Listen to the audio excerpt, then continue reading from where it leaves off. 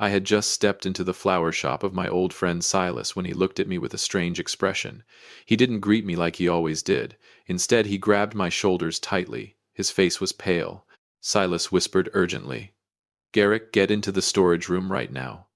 Hide behind those wooden crates. Don't ask any questions. Just stay quiet and listen." Before I could understand what was happening, the bell above the flower shop door rang. Ding dong. That familiar sound echoed today like a death knell. Through a narrow crack in the storage room door, I saw my wife walk in. Meredith. Beside her was Preston, my polished son-in-law with a law degree from Harvard. Without even greeting Silas, her eyes immediately landed on the yellow roses sitting on the table. She picked one up with 2 fingers. Her gaze was filled with contempt. Then she laughed, a dry, bitter laugh I had never heard in 40 years. "Look at this, Preston. Cheap yellow roses again. Old Garrick always thinks these outdated things can make up for his lack of imagination. For 40 years I've had to put up with this stinginess." Preston smiled. It was the smile of a hunter who had finally cornered his prey. He adjusted his collar, his voice brimming with confidence. "Don't worry, Mom. Tonight, after the birthday party, everything will be over. The estate planning documents are ready. The old man will sign them without the slightest suspicion. He trusts you. He trusts me. The moment that signature hits the paper, the entire real estate portfolio and the family fund will belong to us. The old man will have nothing left except the $12 bouquet he brings home." Meredith threw the rose onto the table. Petals scattered everywhere. "That's right. I've endured enough. It's time that old man pays for his stubbornness." The clicking of pruning shears, the rustling of wrapping paper, every sound inside Silas's flower shop suddenly became as sharp as a razor blade. Just minutes earlier, I had walked in with a smile on my face. Today was Meredith's birthday. I wanted to surprise her with a bouquet of yellow roses, a symbol of 4 decades together, but now the blood in my veins felt frozen. Every word they spoke was like a knife plunging into my chest. The woman who had shared every hardship with me. The son-in-law I had treated like my own son. They were standing there separated from me by only a wall deciding the fate of my life and my fortune. I gripped the edge of a wooden crate so hard that my palms began to bleed.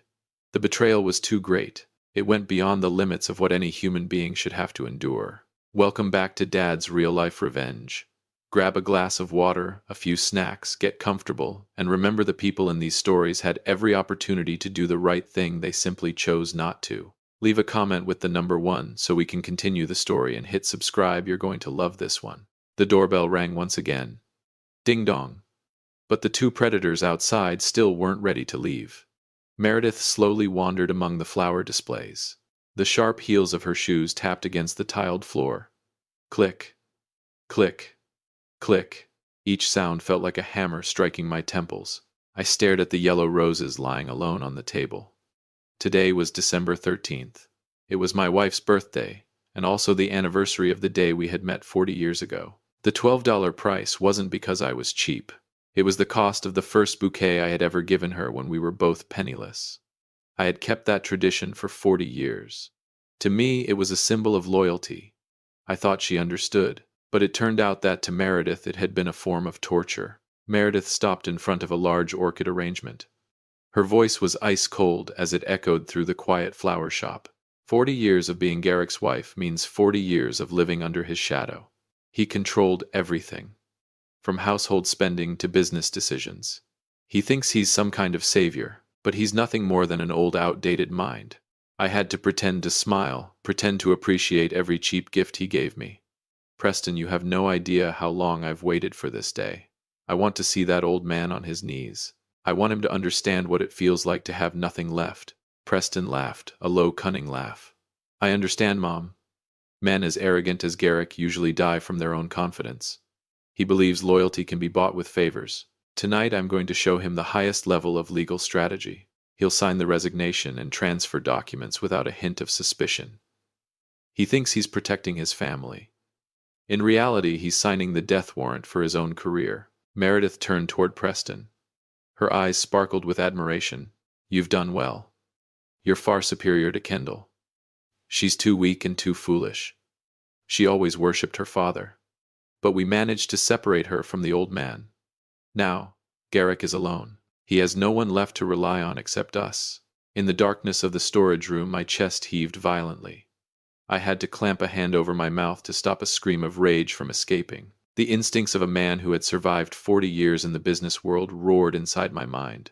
They had driven a wedge between me and Kendall. My poor daughter. That bitter truth made my head spin. I had trusted Meredith. I had doubted my own daughter. I had pushed Kendall away because of the poisonous words of the woman who shared my bed. Their footsteps gradually faded. A door closed. Their car engine started and sped away, leaving behind a deadly silence inside the flower shop. I pushed open the storage room door and stepped out. My legs gave way beneath me. Silas rushed forward and caught me. He didn't say a word. He had always been that way. A former detective, he had stood quietly beside me for decades.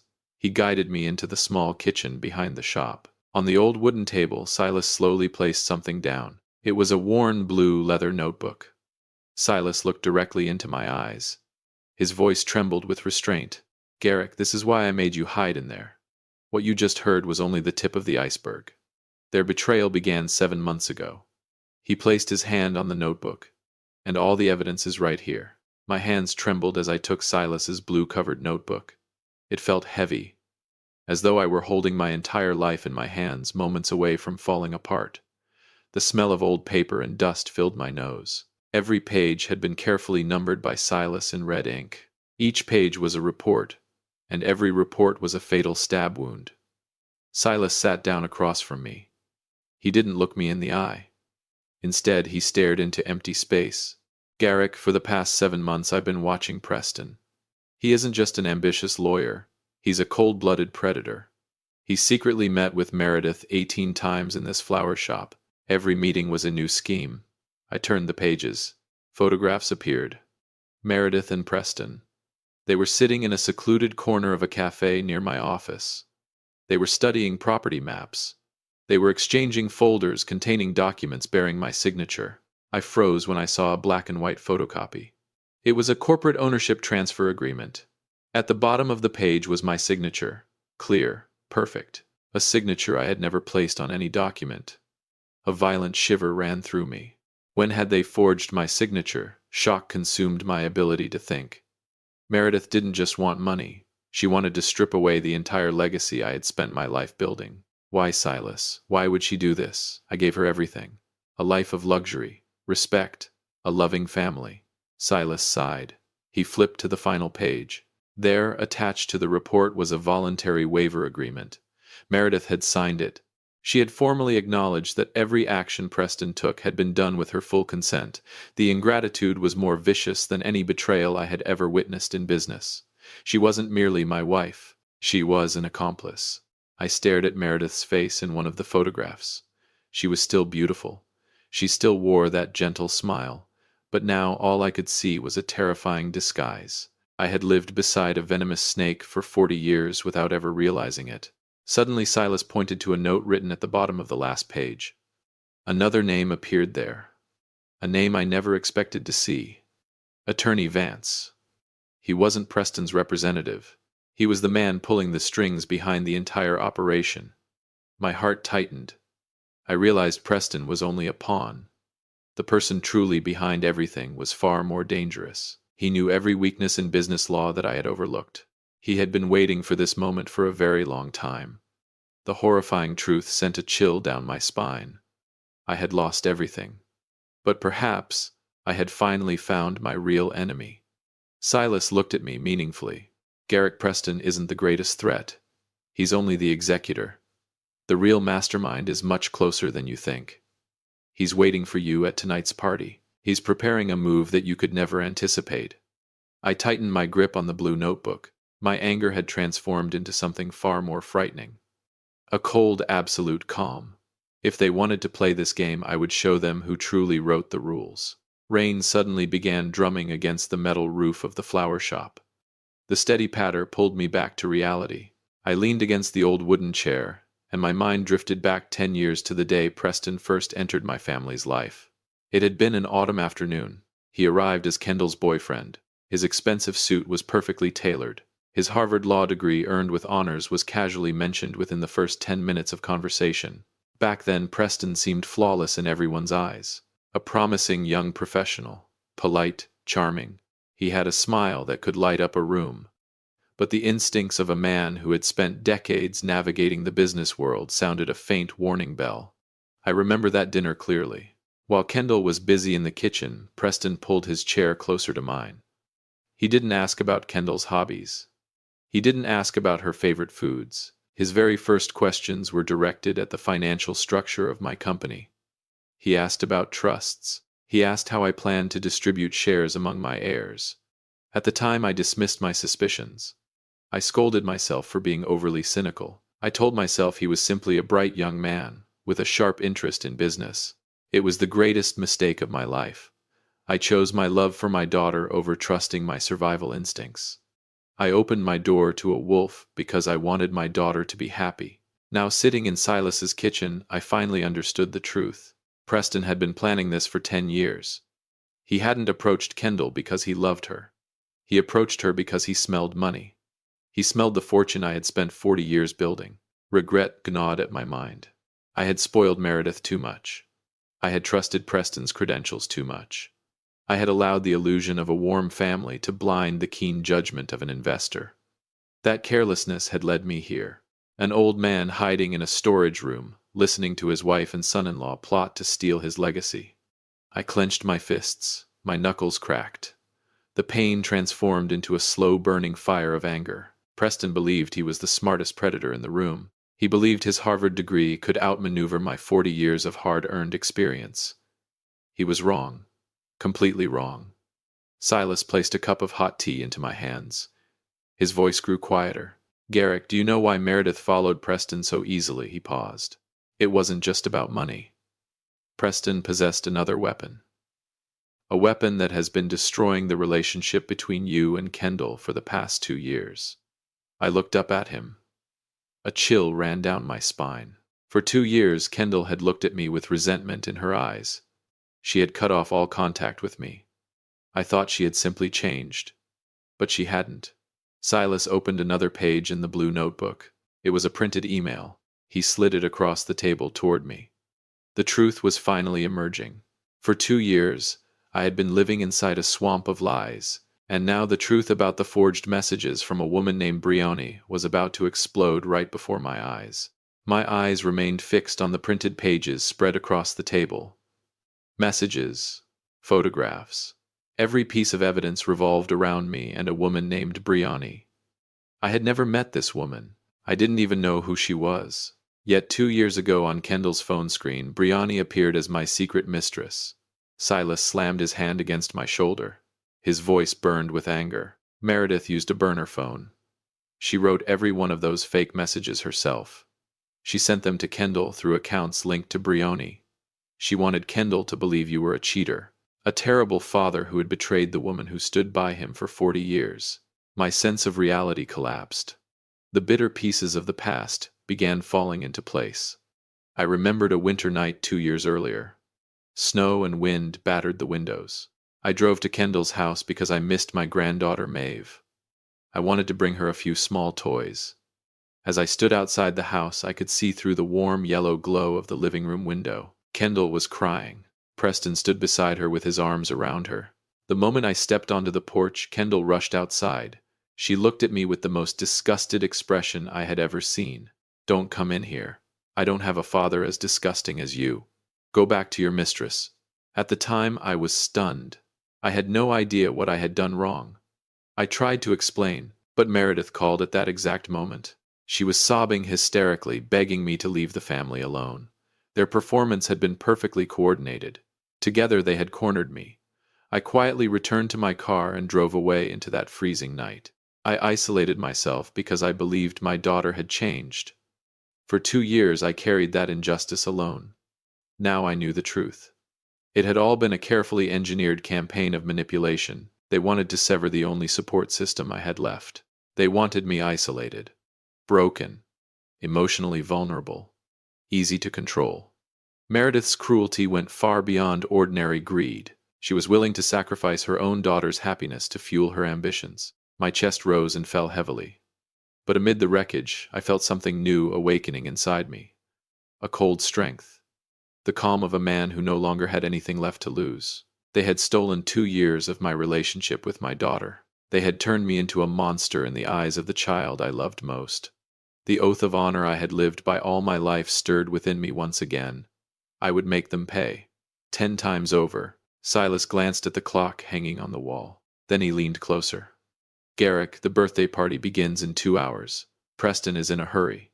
He can't afford to wait another day. Do you know why he's so desperate to make you sign those documents tonight? I looked up at him. The seriousness in his eyes was unmistakable. This wasn't merely about greed. This was something much bigger. Preston was carrying a ticking time bomb. Silas lowered his voice even further. What he revealed next sent a chill through my entire body. Preston's problem isn't just money. He's running out of time. Silas slid another document across the table. At this very moment, a $280,000 secret is hanging over his head. And whatever that secret was, it had become dangerous enough to drive him into a desperate gamble. Silas flipped to another document printed from an underground banking account. His voice was barely above a whisper, as cold as the rain falling outside. Preston owes $280,000. Gambling debts. He burned through his savings betting on Premier League matches. Now the loan sharks are hunting him. I stared at the figures on the page. Suspicious transactions. Screenshots of threatening messages sent to Preston. The mob had given him an ultimatum. If he failed to transfer the money before midnight, he would end up in a hospital bed.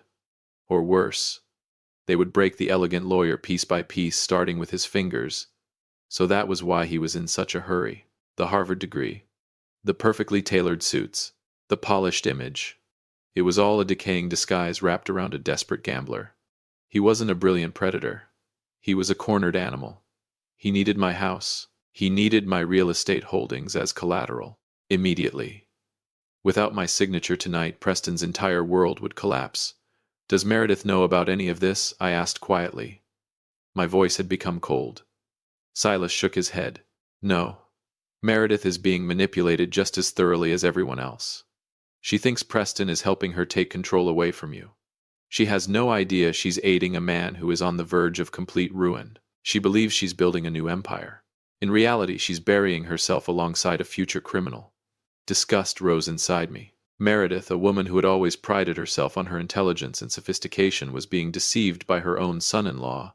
That was the price of greed. When greed clouds judgment, people stop recognizing the monster standing beside them. I slowly rose from my chair and adjusted my collar. The fear, the shock, the heartbreak, all of it was gone. What remained was something far more dangerous. Clarity. My business instincts had returned. I understood the structure of a battle better than anyone. Preston was rushing. And the person who rushes is always the person who makes mistakes. He needed my signature to save his own skin. He believed tonight would be his crowning victory. He believed a lonely old man like me would surrender without resistance. He was wrong. I looked at Silas and allowed myself a cold smile. Thank you, old friend. You've given me the most powerful weapon imaginable. Silas nodded. The truth. The truth, I repeated. Now it was time to prepare the real birthday gift for my wife. A gift neither she nor Preston would ever forget for the rest of their lives. I stepped out of the flower shop carrying the $12 bouquet of yellow roses. The rain was still falling, but my mind had never been clearer. I would attend that party. I would watch them perform their little play. I would smile. I would listen, and when the moment was right, I would bring down the curtain myself. I sat in my car as the windshield wipers swept back and forth with a steady rhythm. The glow of distant streetlights filtered through the windshield and into the cabin. My eyes settled on the legal folder resting on the passenger seat. 6 months earlier, a feeling of unease had pushed me to act. The instincts of a man who had survived 40 years in business rarely failed him. I had quietly met with my own attorney. Not Attorney Vance. Not the man conspiring with them. 6 months ago, I established an irrevocable charitable trust. The entire process was conducted in complete secrecy. One by one, I transferred every family property into that trust. The cash reserves, the corporate shares. Everything. Legally speaking, Garrick no longer owned any significant assets. I was merely the acting administrator, And that changed everything. It meant every document Preston intended to force me to sign tonight was worthless. He could pressure me, threaten me, forge my signature 1,000 times. It would not matter. The vault he believed he was stealing from had been empty for months. Every meaningful asset had already been moved beyond the reach of my son-in-law and my treacherous wife. That silent reversal was my deadliest move. A faint smile crossed my lips, a smile without warmth. Preston needed $280,000 before midnight if he wanted to keep his fingers intact. He was betting his entire future on tonight's paperwork. But my legal trap would transform his confidence into his worst nightmare. He believed he had cornered me. In reality, he was the one balancing on a fraying rope. The same was true for Meredith. She wanted to see me kneel. She wanted me reduced to a lonely old man with nothing left. But greed had blinded her. Hatred had blinded her. She had willingly signed an agreement making herself Preston's accomplice. She didn't realize she had already helped dig her own grave. I checked my watch. It was time for the birthday party. 12 guests were already waiting at the mansion. Old friends, business associates, people they intended to use as witnesses in their carefully staged performance. They wanted tonight to become a public humiliation, a false courtroom where I would be pressured into submission. I intended to give them exactly the performance they expected. I would play the role of the frail old man, the confused husband, the vulnerable victim, right up until the final moment. If you've stayed with this story this far, then perhaps you've found it interesting. Please take a quick moment to help us out, like and subscribe. Leave a comment with the number 5 so I know you've made it this far, and tell me your prediction for how the story will end to see if you're right. Many people watch without doing so, but it costs nothing and means a great deal to us. I stepped out of the car. The mansion stood before me, glowing with light. I took a deep breath. The sound of classical music drifted from inside. Then I pushed open the front door. But the instant I stepped across the threshold, Attorney Vance's eyes swept toward me. A victorious smile appeared on his face. And suddenly I realized their plan was far more complicated than I had imagined. A chill settled in my stomach. I had uncovered the betrayal. I had uncovered the gambling debts. I had uncovered the forged messages. Yet the confidence in Vance's expression suggested something else, something bigger, something I still didn't know. And as the door closed behind me, only one question echoed through my mind. What had I missed? The chandelier lights in the living room were dazzlingly bright. The scent of expensive perfume mingled with the aroma of fine wine. The 12 guests gathered inside were all influential figures in the business world. They stood laughing and chatting as though nothing in the world could possibly go wrong. Meredith approached me wearing an elegant blue evening gown. She smiled brightly, but her eyes were ice cold. "Oh, Garrick, there you are. Everyone's been waiting for you." She took the bouquet of yellow roses from my hands, glanced at it for less than a second, and casually handed it to a waiter. Exactly as I expected. Preston stood beside Attorney Vance. The Harvard lawyer wore the confident smile of a man who believed victory was already his. He gave Vance a slight nod. Immediately the attorney opened his leather briefcase and removed a thick stack of documents. Preston stepped forward. His voice carried across the room. "Ladies and gentlemen, on the occasion of Meredith's 60th birthday, we have a special announcement. Due to health concerns and a desire to spend more time with his family, Garrick has decided to transfer all estate planning authority and corporate management responsibilities to Meredith and me." Whispers spread throughout the room. Eyes turned toward me. Some surprised, some curious, some calculating. Meredith took my hand. Her fingers were cold. The grip was tight enough to feel like a steel clamp. Her voice was sweet and artificial as she leaned closer. "Sign it, Garrick. You're tired. Let Preston carry the burden now. This is what's best for our family. For Kendall. For little Maeve. They were using my daughter and granddaughter as weapons. Even now. Even here. 2 years earlier, that tactic might have broken me. But not tonight." I looked directly into Meredith's eyes. All I saw was greed. Then I turned toward Preston. His smile remained in place. But now I noticed something else. His hands were trembling. Ever so slightly. He kept checking the expensive watch on his wrist. 10 o'clock. Time was running out. The loan sharks were waiting. I slowly walked toward the glass table positioned in the center of the room. Preston hurried forward and placed a fountain pen into my hand. He pointed at the signature line. Sign it, Dad. Everything is ready. Attorney Vance stepped beside me. He lowered his head and spoke quietly enough that only I could hear. Mr. Garrick, I strongly advise you to sign. Otherwise, the financial report detailing the missing company funds from 2 years ago will be delivered directly to the prosecutor's office tomorrow morning. At your age, prison would be a very unpleasant experience. I froze. The pen nearly slipped from my fingers. The fabricated financial report. This was their final weapon. They weren't merely trying to steal my assets. They were trying to destroy my life. If I resisted, they intended to send me to prison.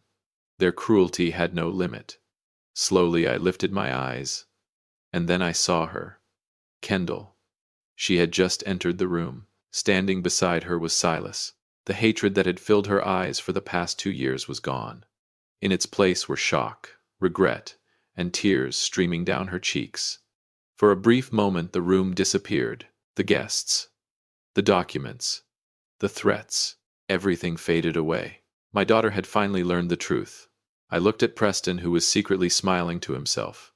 I looked at Meredith, who was silently urging me to sign.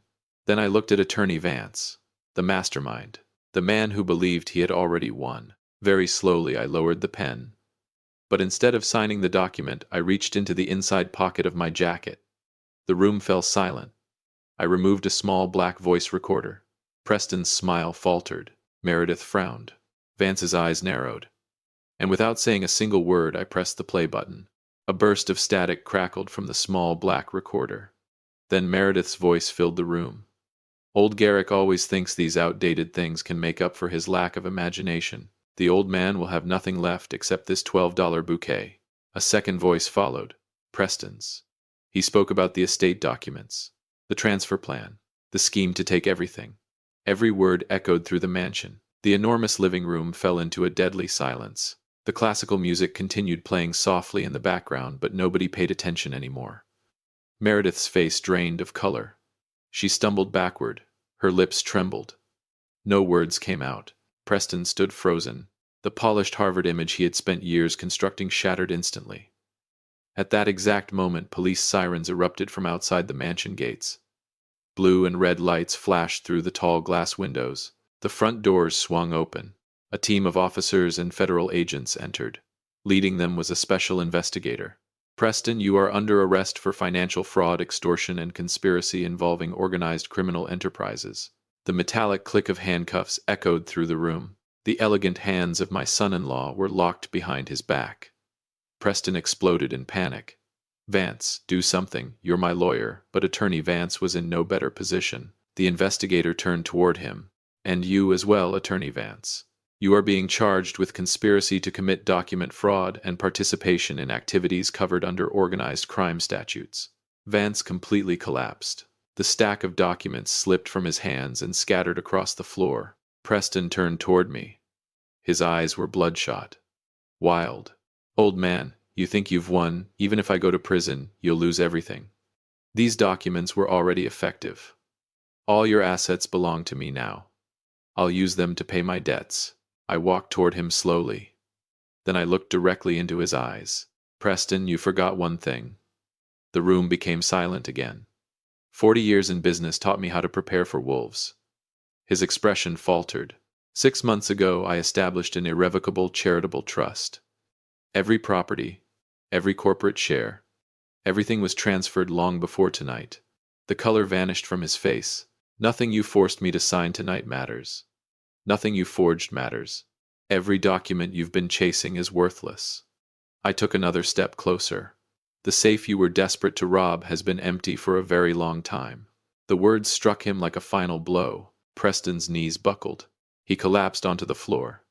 It was 10:30 at night. His time had run out. Not only had he lost the fortune he thought he was stealing, he now faced prison and the wrath of the people waiting for their money. Meredith suddenly rushed toward me. Tears streamed down her face. Garrick, please, please help me. I'm your wife. I pulled my arm away without hesitation. The last remnants of sympathy I once felt had been exhausted long ago. Across the room, Kendall ran toward me. She wrapped her arms around me and broke down in tears. Dad, I'm sorry. I was wrong. I believed those fake messages. I held my daughter tightly. For the first time in 2 years, she was finally back in my arms. The warmth of that moment washed away years of pain. The truth had been exposed. Meredith's web of lies had completely collapsed. Officers escorted Preston and Vance out of the mansion. Meredith remained on the floor, alone, surrounded by 12 guests who now looked at her with open contempt. For a moment, I glanced at the $12 bouquet resting on a nearby table. The same bouquet that had once symbolized 40 years of loyalty. Then I reached for Kendall's hand. Without another word, the two of us walked out of that house together. The first light of dawn peeked through the rows of trees. I sat in my familiar office. The gray files of legal disputes were gone. In their place rested the documents transferring full management authority of the trust to Kendall. My daughter deserved this legacy. She had endured far too much pain because of the lies spread by her own mother. Maeve's cheerful laughter echoed down the hallway. A moment later she burst into the room and wrapped her arms around my neck. The warmth of my granddaughter's embrace washed away the bitterness that had lived inside me for so long. I placed a yellow rose into her small hands. Today its color was no longer treated with contempt. It had become a symbol of renewal, a symbol of forgiveness, a symbol of hope. Meredith now spent her days alone in a small rented house. Most of her resources had been drained by legal expenses. Regret arrived too late to restore the reputation she had destroyed. She chose greed. She chose betrayal. And in return, she lost the trust of her own daughter. Preston and Attorney Vance were both facing 20-year federal prison sentences. The arrogance of the Harvard-educated lawyer had finally collided with the reality of the law. Looking back on everything that had happened, I learned a lesson written in scars. Never allow blind affection to silence your instincts or your judgment. The most dangerous people are sometimes the ones standing closest to you. They use the language of family to weaken your defenses. Love with all your heart, but protect what you build with a clear mind. Protecting your life's work is not selfish. It is often the only way to safeguard the future and happiness of the people you truly love. That $12 bouquet saved me, because it revealed the truth hidden beneath years of deception. Justice had been served. The guilty had paid the price, and the values that truly define a family had finally returned to their rightful place. For the first time, in a very long while, I could look toward the future and smile with pride. We're grateful that you joined Dad's Real-Life Revenge, all the way to the end of this story. Become part of our community by liking and subscribing for more powerful emotional stories centered on family betrayal and justice. And as always, thank you for being a part of this space.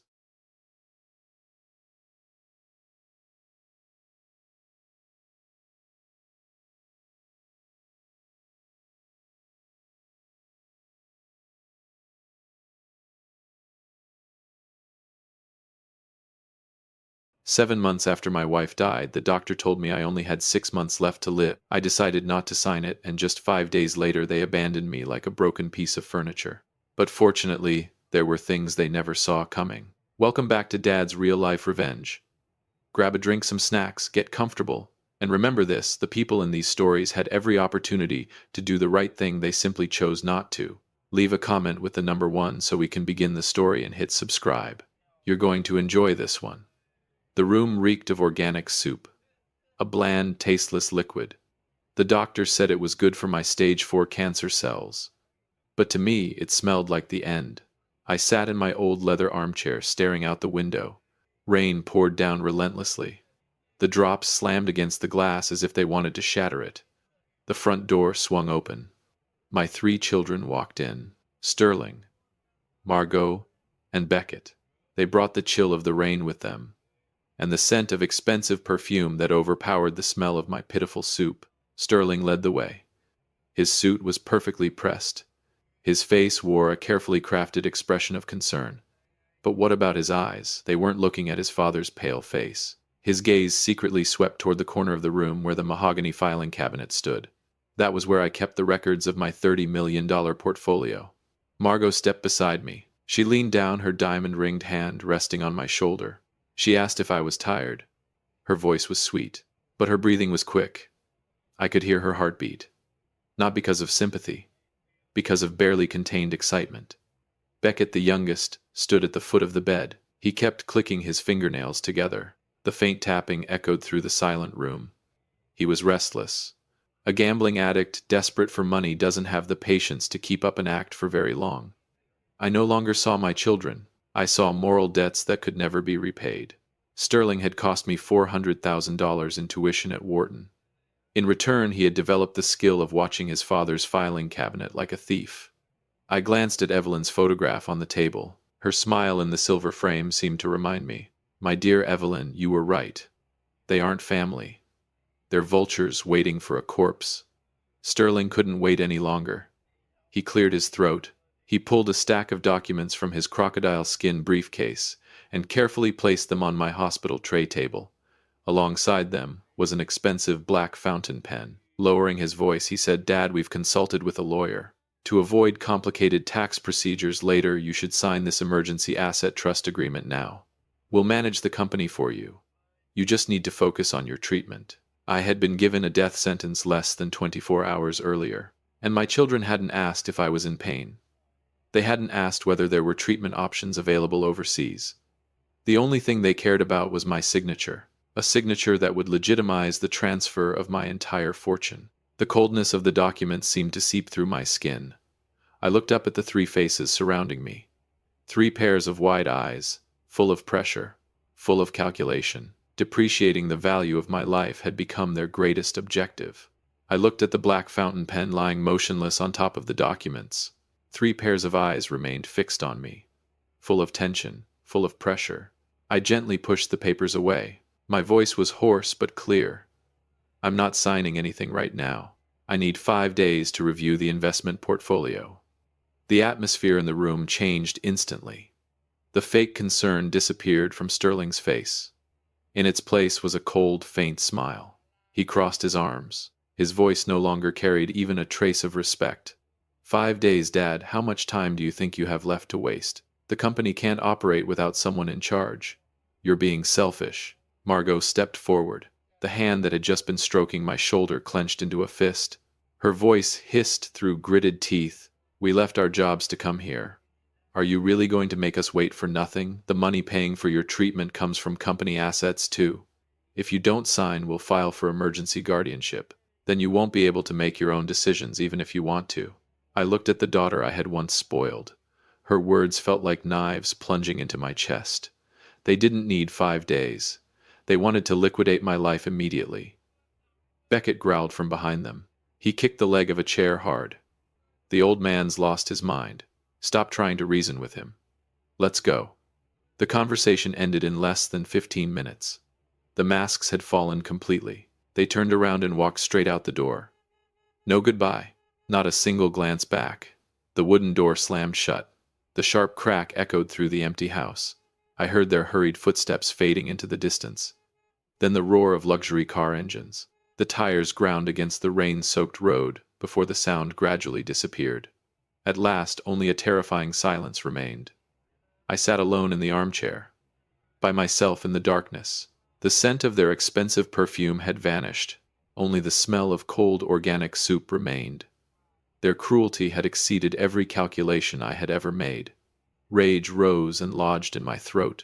I looked up at Evelyn's photograph. In that moment I understood that I could not collapse. I had to live. I had to seek justice for her and for myself. I reached for my phone. I was about to call someone. But before I could dial the number, the screen suddenly lit up with an anonymous text message. It read, "Take a closer look at your x-rays. Nothing is what you think it is." The anonymous text message made my heart pound. The phone screen cast a faint blue glow through the dark room. I didn't hesitate. I immediately contacted Dr. Edward Rawlings. He was an old friend of mine, a highly respected medical specialist. I needed an independent examination. I could not trust the documents Sterling had provided. 2 hours later, I was sitting in Edward's private office. The air was thick with the smell of disinfectant. The white fluorescent lights overhead cast a cold glow across the room. Edward sat across from me. His expression was extremely serious. He slid the X-ray films and the latest test results toward me. Edward sighed. His voice grew low. "Thaddeus, I've reviewed the entire system.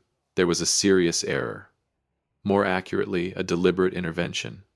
The Central Hospital's database was hacked last week. Your medical records were swapped with those of an actual terminal stage cancer patient. I stared at the figures. The biochemical markers were completely normal. My heart rate was stable. The tissue samples were clean. I was perfectly healthy. There was no tumor. There was no death sentence. A sudden wave of relief ran down my spine. I took a deep breath. My chest rose and fell. I was still alive. I had plenty of time left. But immediately after the relief came a chill that cut to the bone. I realized an even more horrifying truth. Sterling worked in real estate technology.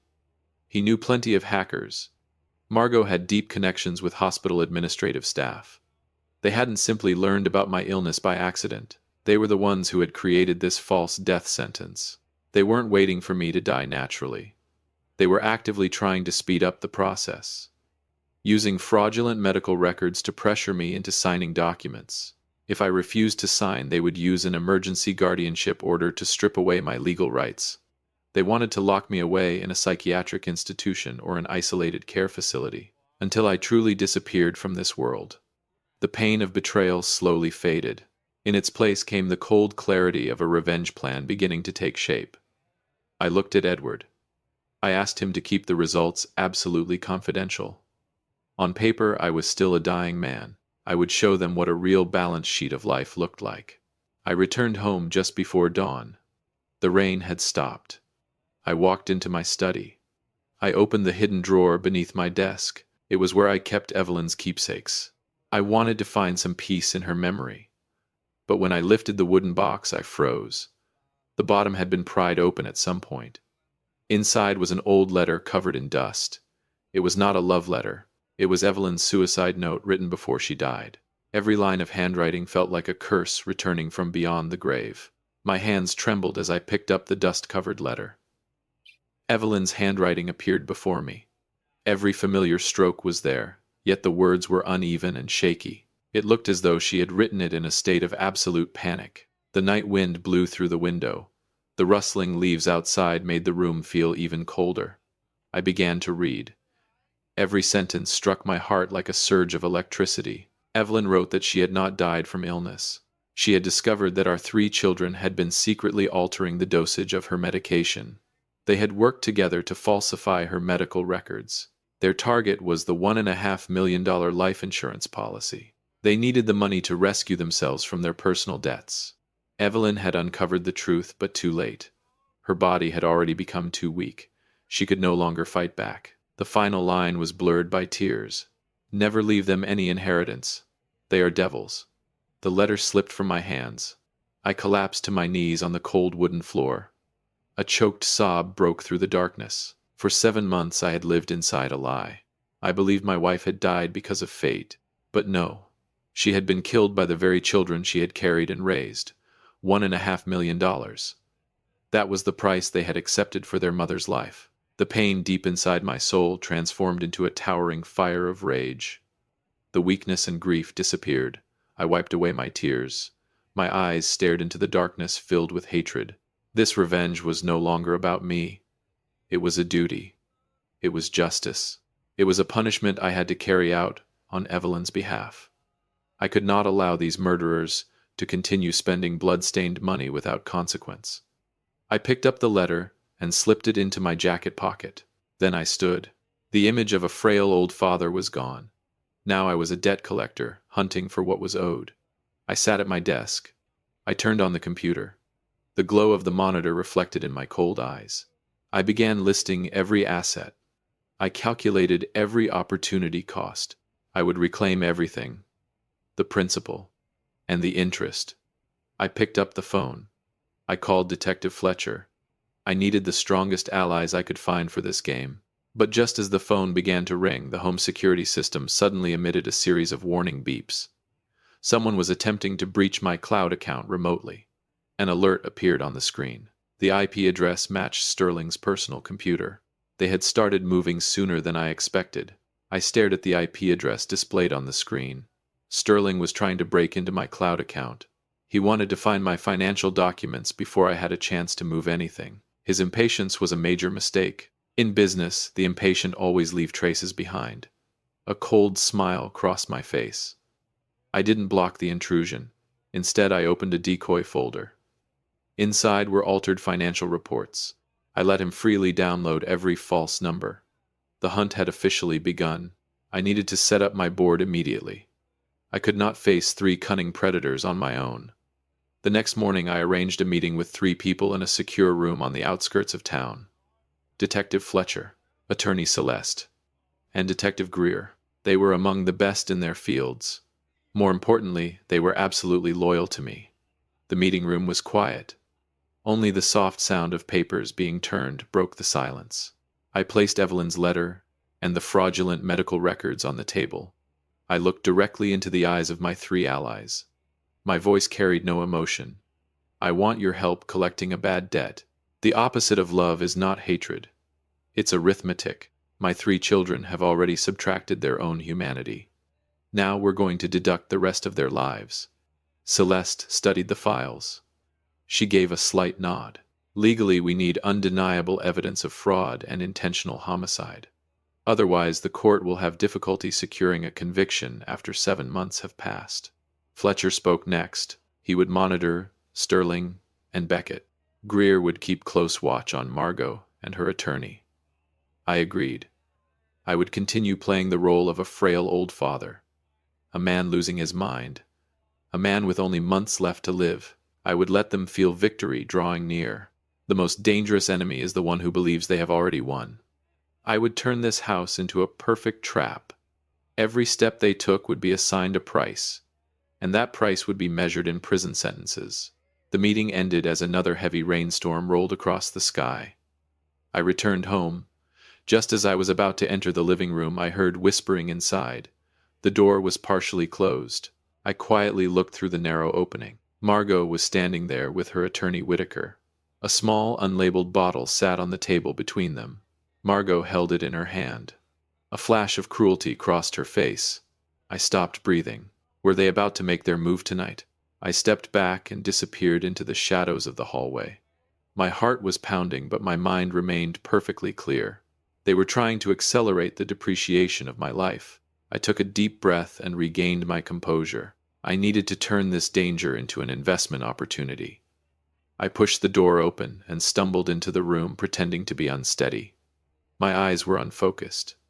I mumbled nonsense under my breath. Margot jumped. She quickly slipped the bottle into her handbag. A fake smile immediately spread across her face. She hurried over to support me. Her voice was sweet as poisoned honey. "Dad, why are you out here? Attorney Whitaker just came by to help review some company documents for you." I looked at Whitaker. I pretended not to recognize him. I gave a foolish smile and rambled about memories from 10 years earlier. Then I deliberately fed them false information. I claimed that I had transferred all the access codes to my secret Swiss bank accounts onto an old computer in Sterling's office. I also said that I was preparing to sign over the valuable development property to my neighbor Vera because she had been bringing me soup. Margot and Whitaker's eyes immediately lit up. They had taken the bait. The plan served 2 purposes at once. The following day, Detective Fletcher sent me his first report. Sterling had walked straight into the trap. Greedy as ever, he immediately launched a large-scale real estate fraud scheme, attempting to seize Vera's property as well in order to raise capital. Fletcher had recorded the entire illegal transaction. Meanwhile, Greer had also gathered evidence that Margot and Whitaker were working together. They were preparing fraudulent documents designed to prove that I was mentally incompetent. They intended to use those records to invalidate every decision I made. They believed their plan was flawless. They had no idea that every dollar, every forged signature, and every fraudulent document was being added to my growing evidence file. I sat in my study reviewing the reports Fletcher had delivered. A sense of satisfaction flowed through my veins as I watched the swindlers walk willingly into their own trap. They believed I was an old, helpless victim. But on this chessboard I was the chief architect. That night, I checked the hidden camera installed in my bedroom. The security system had flagged unusual movement at 2 o'clock in the morning. I turned on the monitor. It wasn't Sterling. It wasn't Margot. The shadowy figure quietly forcing open my wall safe was Beckett, my youngest child. He was stuffing the last bundles of cash into a bag. But what froze my blood wasn't the theft. It was what he had just pulled from his jacket pocket, something capable of ending my life instantly. I stared at the camera monitor. Beckett was holding a syringe filled with a clear liquid. He intended to act quietly. I couldn't sit there and watch him go through with it. I stood up, then I walked straight into the bedroom. The sound of the door opening made Beckett jump. He quickly hid the syringe behind his back. The color drained from his face. Bundles of cash from the safe were scattered all over the floor. I looked at my youngest child. His face was filled with cowardice and guilt. I no longer saw the little boy I had once carried in my arms.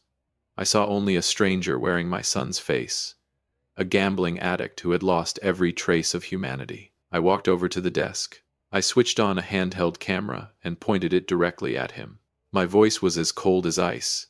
Beckett, you have two choices. Either I call the police right now about the stolen money and the syringe behind your back, or you put everything down and sign this document. I pulled out a prepared acknowledgement of debt. It clearly stated that Beckett had stolen $200,000 from my safe. It would become ironclad evidence for a future theft case. Beckett trembled. His cowardice proved stronger than his cruelty. He threw the syringe onto the floor. Then he grabbed the pen and hurriedly signed the document. A moment later he snatched a few loose bills and bolted from the room like a sewer rat. I picked up the syringe and carefully wrapped it in a paper towel. This would become another valuable piece of evidence for Fletcher.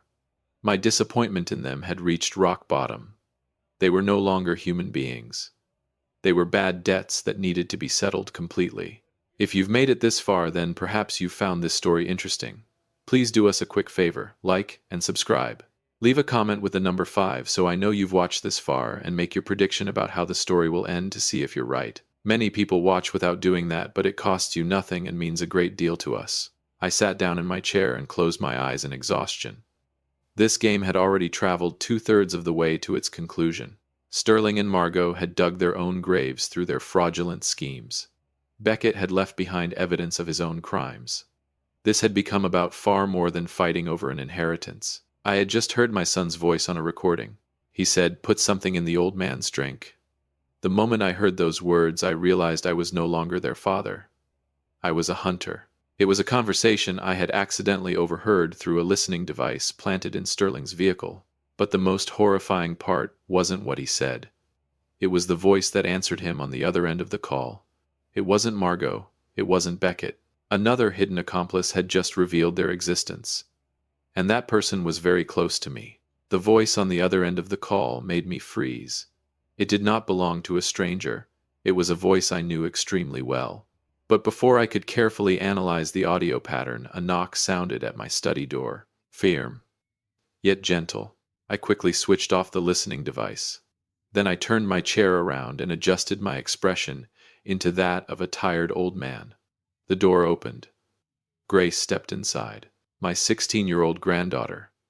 Sterling's daughter. She was thin, wearing an oversized school jacket. Her face was pale. Her eyes were swollen as though she had been crying for hours. Her trembling hands clutched a smartphone. She glanced around the room. Then she hurried back and locked the door. Grace approached me. She dropped to her knees beside my armchair. Tears began rolling down her cheeks. In a trembling whisper, she said, "Grandpa, you have to be careful. Dad, Aunt Margot, and Uncle Beckett. They're planning something terrible." Then she shakily opened an audio file on her phone. Static crackled through the speaker, but Sterling's and Margot's voices were unmistakably clear. They had been in this house's kitchen earlier that afternoon. Sterling complained that the emergency guardianship process was too troublesome. He wanted everything finished before the week was over. Margot agreed. She said she already had a colorless, odorless substance ready to mix into my evening juice. Beckett grumbled about how the inheritance would be divided after I was gone. The contrast between generations could not have been clearer. The courage of a 16-year-old girl stood in complete opposition to the cruelty of her own family. Grace looked at me with desperate eyes. She did not want to become the child of murderers. I placed an arm around her trembling shoulders. My heart tightened. This was the breaking point, the point beyond which there were no limits left. I stared into the distance.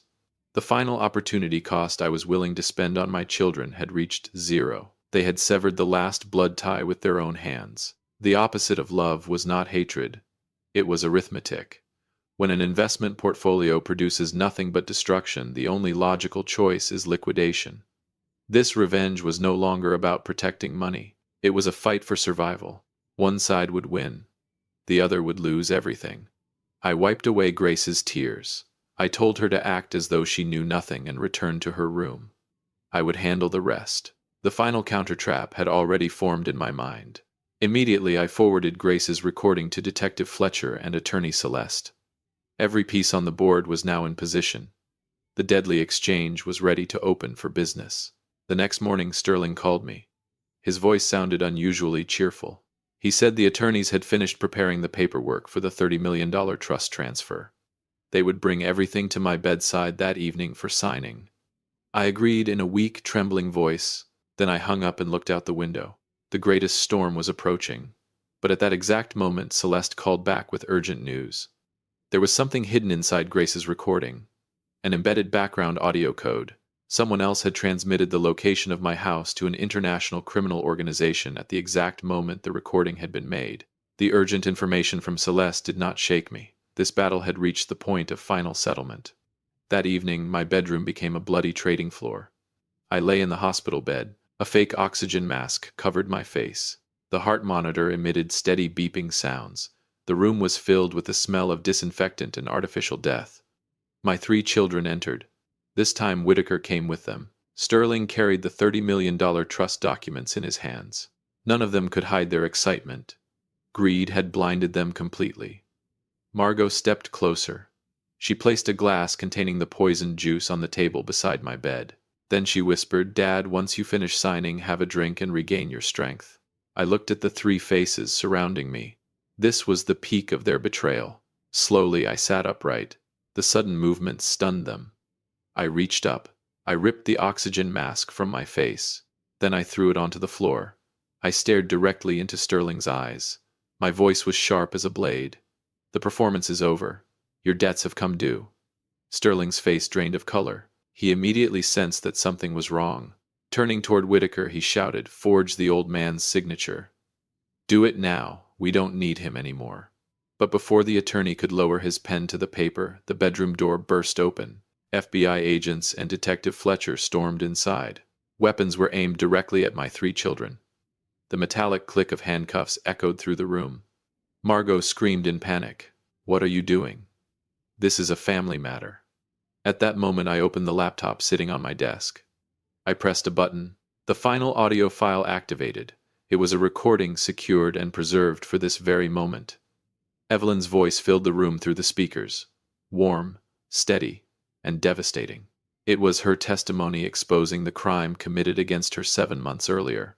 Every accusation, every piece of evidence, every manipulated medication dosage, everything was laid bare. The faces of my 3 children turned gray. They collapsed to the floor. A profound sense of satisfaction coursed through me. Justice had finally been served. This revenge was the most perfectly balanced ledger I had ever seen. The police led them away in disgrace. Soon only silence remained. The room belonged to me once again. But the game was not truly over. I stepped toward the laptop to stop the recording. Suddenly the screen flashed blood red. A message appeared across every file and folder. "Do you really think you've won, Thaddeus? The location file has already been sent, and my gift is on its way to your door." The words were accompanied by the same mysterious voice from the listening device. A chill ran through me. Then I heard it. Heavy footsteps. Slow, deliberate. Moving closer through the hallway outside. The heavy footsteps stopped directly outside the room. I did not flinch. I stood tall. The door slowly opened. Detective Greer stepped inside. In his grasp was Attorney Whitaker, his wrists locked in handcuffs. Greer smiled. The hidden accomplice was Whitaker. He attempted to send information about your assets to an international black market lending organization in order to move the stolen funds. But justice caught up with him. Fletcher intercepted the entire data transfer. Every risk had been contained. The ledger of this battle had finally been closed. 3 months later, the court issued its final verdict. Sterling received a sentence of 22 years in prison for attempted murder and large-scale fraud. Margot received 18 years. Beckett received 15 years for theft and acting as an accomplice. I stood in front of a mirror. I was dressed in a tailored black suit. The $30 million that they had tried to steal had been transformed into 12 centers dedicated to protecting lonely elderly people. Every one of them carried the name Evelyn Harrington Foundation. My assets were no longer measured in cash. They were measured in the smiles of the elderly people those centers protected. I turned 30 million stolen dollars into 12 centers for the protection of seniors. If you believe justice should be carried out no matter how painful the cost, press subscribe and share this story. Don't let silence become an accomplice to predators disguised as family. One day I received a letter from prison. It was from Beckett. The shaky handwriting revealed a remorse that had arrived far too late. He asked for my forgiveness. I burned the letter. The ashes drifted into the air. Love without consequences becomes destruction. I gave my children everything when they were young. That was my greatest mistake. Never give your children everything except accountability. They must learn that every action carries an exact cost. I looked up through the window at the blue sky. My dear Evelyn, I have fulfilled my duty. The system has been cleansed. The moral debts have been paid in full.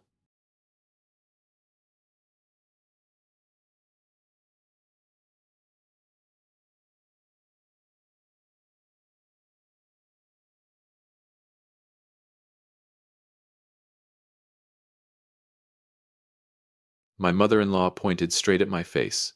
Her voice hissed through clenched teeth. Who do you think you are in this family? Apologize right now. Or get out of here with nothing. She gave me two choices. Apologize for existing, or leave her house. I chose a third option they never saw coming. Welcome back to Dad's real-life revenge. Grab a drink, some snacks, get comfortable, and remember this: the people in these stories had every opportunity to do the right thing, they simply chose not to. Leave a comment with the number 1 so we can continue the story, and hit subscribe. You're going to enjoy this one. It was a sweltering afternoon on a porch in Tennessee. Surrounding me were 37 members of my wife's family. 37 pairs of eyes were fixed on me. Some were mocking. Some were full of contempt. Some pretended to be sympathetic but were really just enjoying the spectacle. Not a single person spoke up to say what was fair. Not even Catherine, my wife. She stood there and looked away. A wife's silence while her husband is being humiliated is a costly thing. It felt like a slap directly across my self-respect. It hurt more than the cruel words coming from my mother-in-law. But they never saw me get angry. They never saw me beg. I simply smiled. A small smile. Then I nodded. It was the dangerous calm before an explosion. The way a man smiles and nods while building an entire exit strategy in his head. My mind was strangely clear in that moment. This public humiliation did not break me. It was the spark. It freed me from 11 years of chains called family obligation. 11 years of endurance ended at that very moment. To understand why I could remain so calm, we need to go back in time. We need to look at the past 11 years. 11 years of living like an invisible piece of furniture in their house. 11 years. That was the amount of time I devoted completely to being a good husband, a considerate son-in-law. But in the eyes of my wife's family, I was not a human being. I was just a piece of furniture, something that was always there in the house. When it was convenient, they used it. When they did not like it, they ignored it. You know how a piece of furniture feels, don't you? It has no emotions. It does not feel pain, and people only notice its existence when it suddenly disappears. I gave everything without a single complaint. With my own hands, I completely renovated the dark, damp basement of my mother-in-law's house. I waded through dirty water. I carried heavy bags of cement one by one. I worked tirelessly for 3 straight weeks so they could have a luxurious recreation room. On the day it was unveiled, they threw a grand party. They raised their glasses and congratulated one another. Not a single person mentioned my name. I stood in the corner of the room wearing clothes covered in dust. Even my wife's touch at that moment was as indifferent as touching a lifeless piece of furniture. That was not all. I still remember a freezing winter night. The clock read exactly 2 in the morning. The phone rang. It was Amber, my sister-in-law. She shouted into the phone in a commanding tone. She told me to drive immediately to pick her up at the airport because her boyfriend had overslept. The trip was more than 2 hours long through dense fog. I nearly had an accident on the slippery highway. When I arrived, Amber got into the car without a single word of thanks. She only complained that the heater in my car was not warm enough. Her superior attitude sounded like a door slamming in my face, cold and cruel. Over the past 11 years, I went on 14 vacations with their family, 14 extended trips. I was always the one paying for the expensive meals. I was always the one driving the entire distance. I was always the one carrying the heavy suitcases for everyone. I did all of it because I thought it was my responsibility. I thought dedication would earn respect. But I was wrong. They often mistook my patience for weakness. They thought I was afraid. They thought I would never fight back. They treated my sacrifices as something they were entitled to. That quiet contempt kept growing year after year. It was like a series of small but deep cuts into a man's self-respect. I endured all of it in silence. I kept fooling myself into believing things would eventually get better. I kept telling myself to try a little harder for Catherine's sake. What I did not realize was that my tolerance had nurtured their arrogance, and I was playing the role of a foolish servant in my own marriage. That summer, the trip to Tennessee began with a fragile sense of hope. I thought it would be an opportunity for everyone to grow closer. I thought I would finally be able to rest after months of exhausting work. As the car sped down the road in the morning sunshine, Catherine sat in the passenger seat. She gently took my hand. The wedding ring on her finger sparkled in the sunlight. That gesture warmed my heart. I looked at her and smiled. I believed she was still my safe harbor. But the truth is always more cruel than we imagine. The image of Catherine holding my hand at that moment stood in complete contrast to the cold betrayal that was about to come. It was only a false calm before a storm. We arrived at her family's estate in Tennessee. The house stood alone on a hill, beautiful yet gloomy. The moment we stepped through the door, the atmosphere was thick with arrogance. This was Evelyn's territory. My mother-in-law, a woman who always wanted to control everything through power and money. She stood in the grand foyer, her eyes passing over me the way someone might glance at a housekeeper. Beside her stood Richard, my father-in-law. He was a weak man. He chose to ignore every injustice around him in order to preserve his own peace. And finally there was Dylan, Catherine's cousin, a man in his 20s, unemployed, without a shred of talent, living entirely on his family's financial support. Yet he possessed a ridiculous level of arrogance. Dylan looked at me with open contempt. He smoothed back his gelled hair and deliberately turned to speak with someone else when I extended my hand to greet him. His undisguised hostility made the atmosphere freeze. I stood there still, carrying 2 heavy suitcases for Catherine. No one told me to sit down. No one asked whether I was tired from the trip. They treated me like an invisible man who had just walked into the house. Catherine quickly let go of my hand and ran to embrace her mother. She immediately blended back into their world. She left me standing alone in the middle of the living room with an overwhelming sense of isolation. The disrespect was no longer subtle. It was on full display from the very first moments. I took a deep breath to suppress my anger. I told myself that I needed to be patient for my wife's sake. The next morning, the Tennessee sunshine could not warm the atmosphere inside the house. I walked into the dining room. Everyone was already seated around the long wooden table. Evelyn was busy pouring coffee from an elegant ceramic pot. She poured a cup for Richard. She poured one for Amber. She even poured one for Dylan. When she came to my place, the coffee pot suddenly stopped. She completely ignored me. She set the pot down on the table with force and returned to her seat. Her condescending voice rang out as she started a conversation with someone else. I looked at the empty cup in front of me. A feeling of humiliation rose inside me. I suddenly felt like a ghost at that table. I was completely invisible to them. It did not stop there. During breakfast, Richard began complaining about the financial troubles his company was facing. The issue was directly related to corporate restructuring. That was my area of expertise. I was a specialist in that field. I had helped dozens of businesses, large and small, survive difficult crises. Seeing my father-in-law worried, I spoke up politely. I offered a brief and efficient solution. I wanted to help him as a capable son-in-law. But before I had said more than a few sentences, Richard interrupted me. He raised a hand, signaling for me to stop. He did not even look me in the eye. Instead, he turned toward Dylan, an unemployed young man who had never managed a single dollar in his life. Richard asked Dylan for his opinion. He rejected my professional advice, only to listen to the ramblings of someone far less qualified. Dylan immediately launched into a boastful explanation of vague information he had read online. Everyone around the table nodded in approval. They looked at Dylan as if he were a financial genius. They looked at me as if I were an annoying know-it-all. I turned to Catherine. I searched for a look of understanding. I hoped she would speak up and defend her husband's dignity.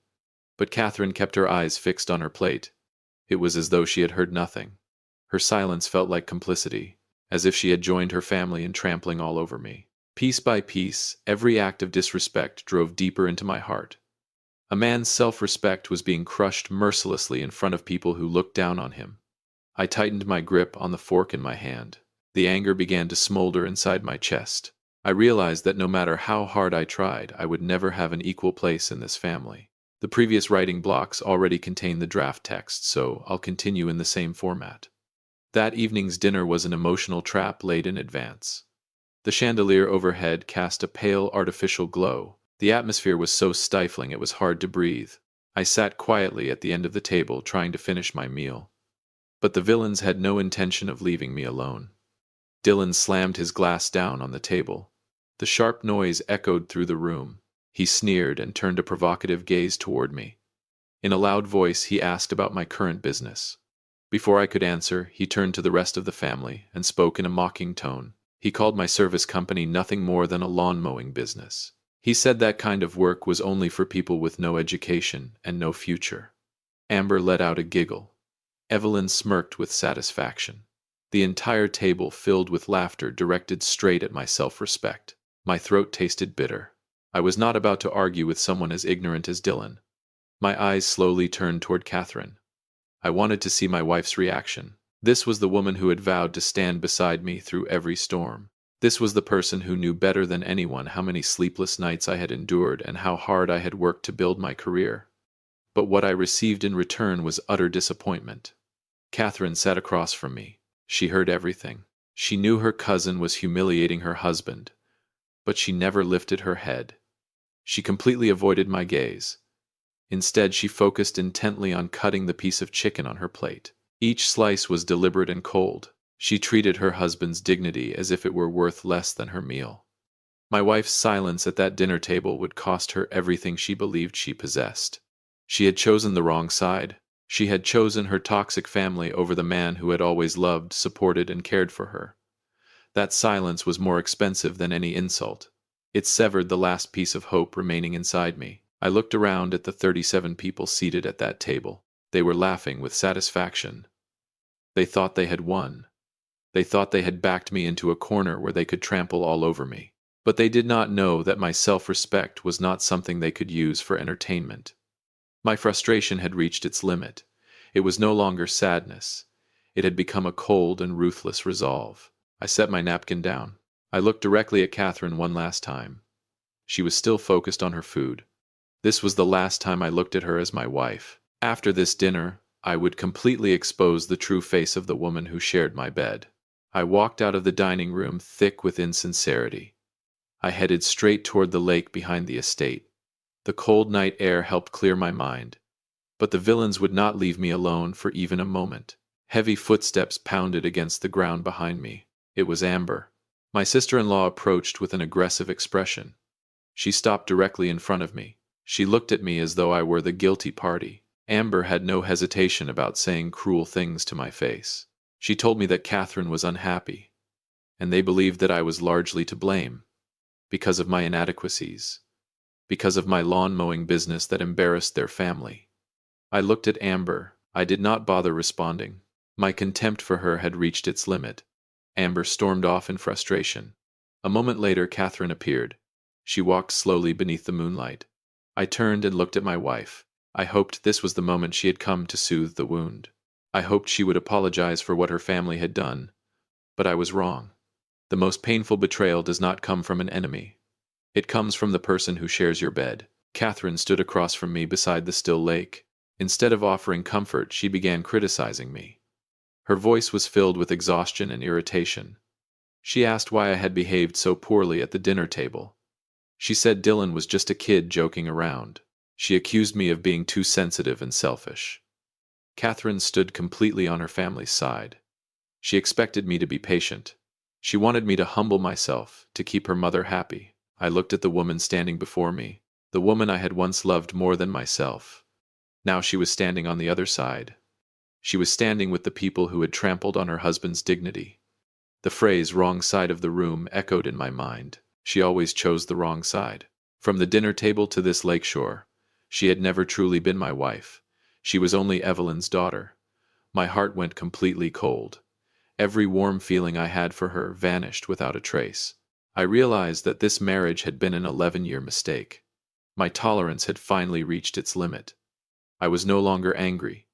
I felt only a frightening sense of certainty. I turned and walked away, leaving Catherine standing alone beside the lake with her complaints unfinished. It was also the last time I would stand there and listen to this woman lecture me about her version of compassion. The next morning, the atmosphere in the estate's main living room was as tense as a string about to snap. Evelyn sat prominently on an expensive leather sofa. She looked at me with the eyes of a judge preparing to deliver a verdict. Every member of the family stood around her. Catherine stood behind her mother's chair.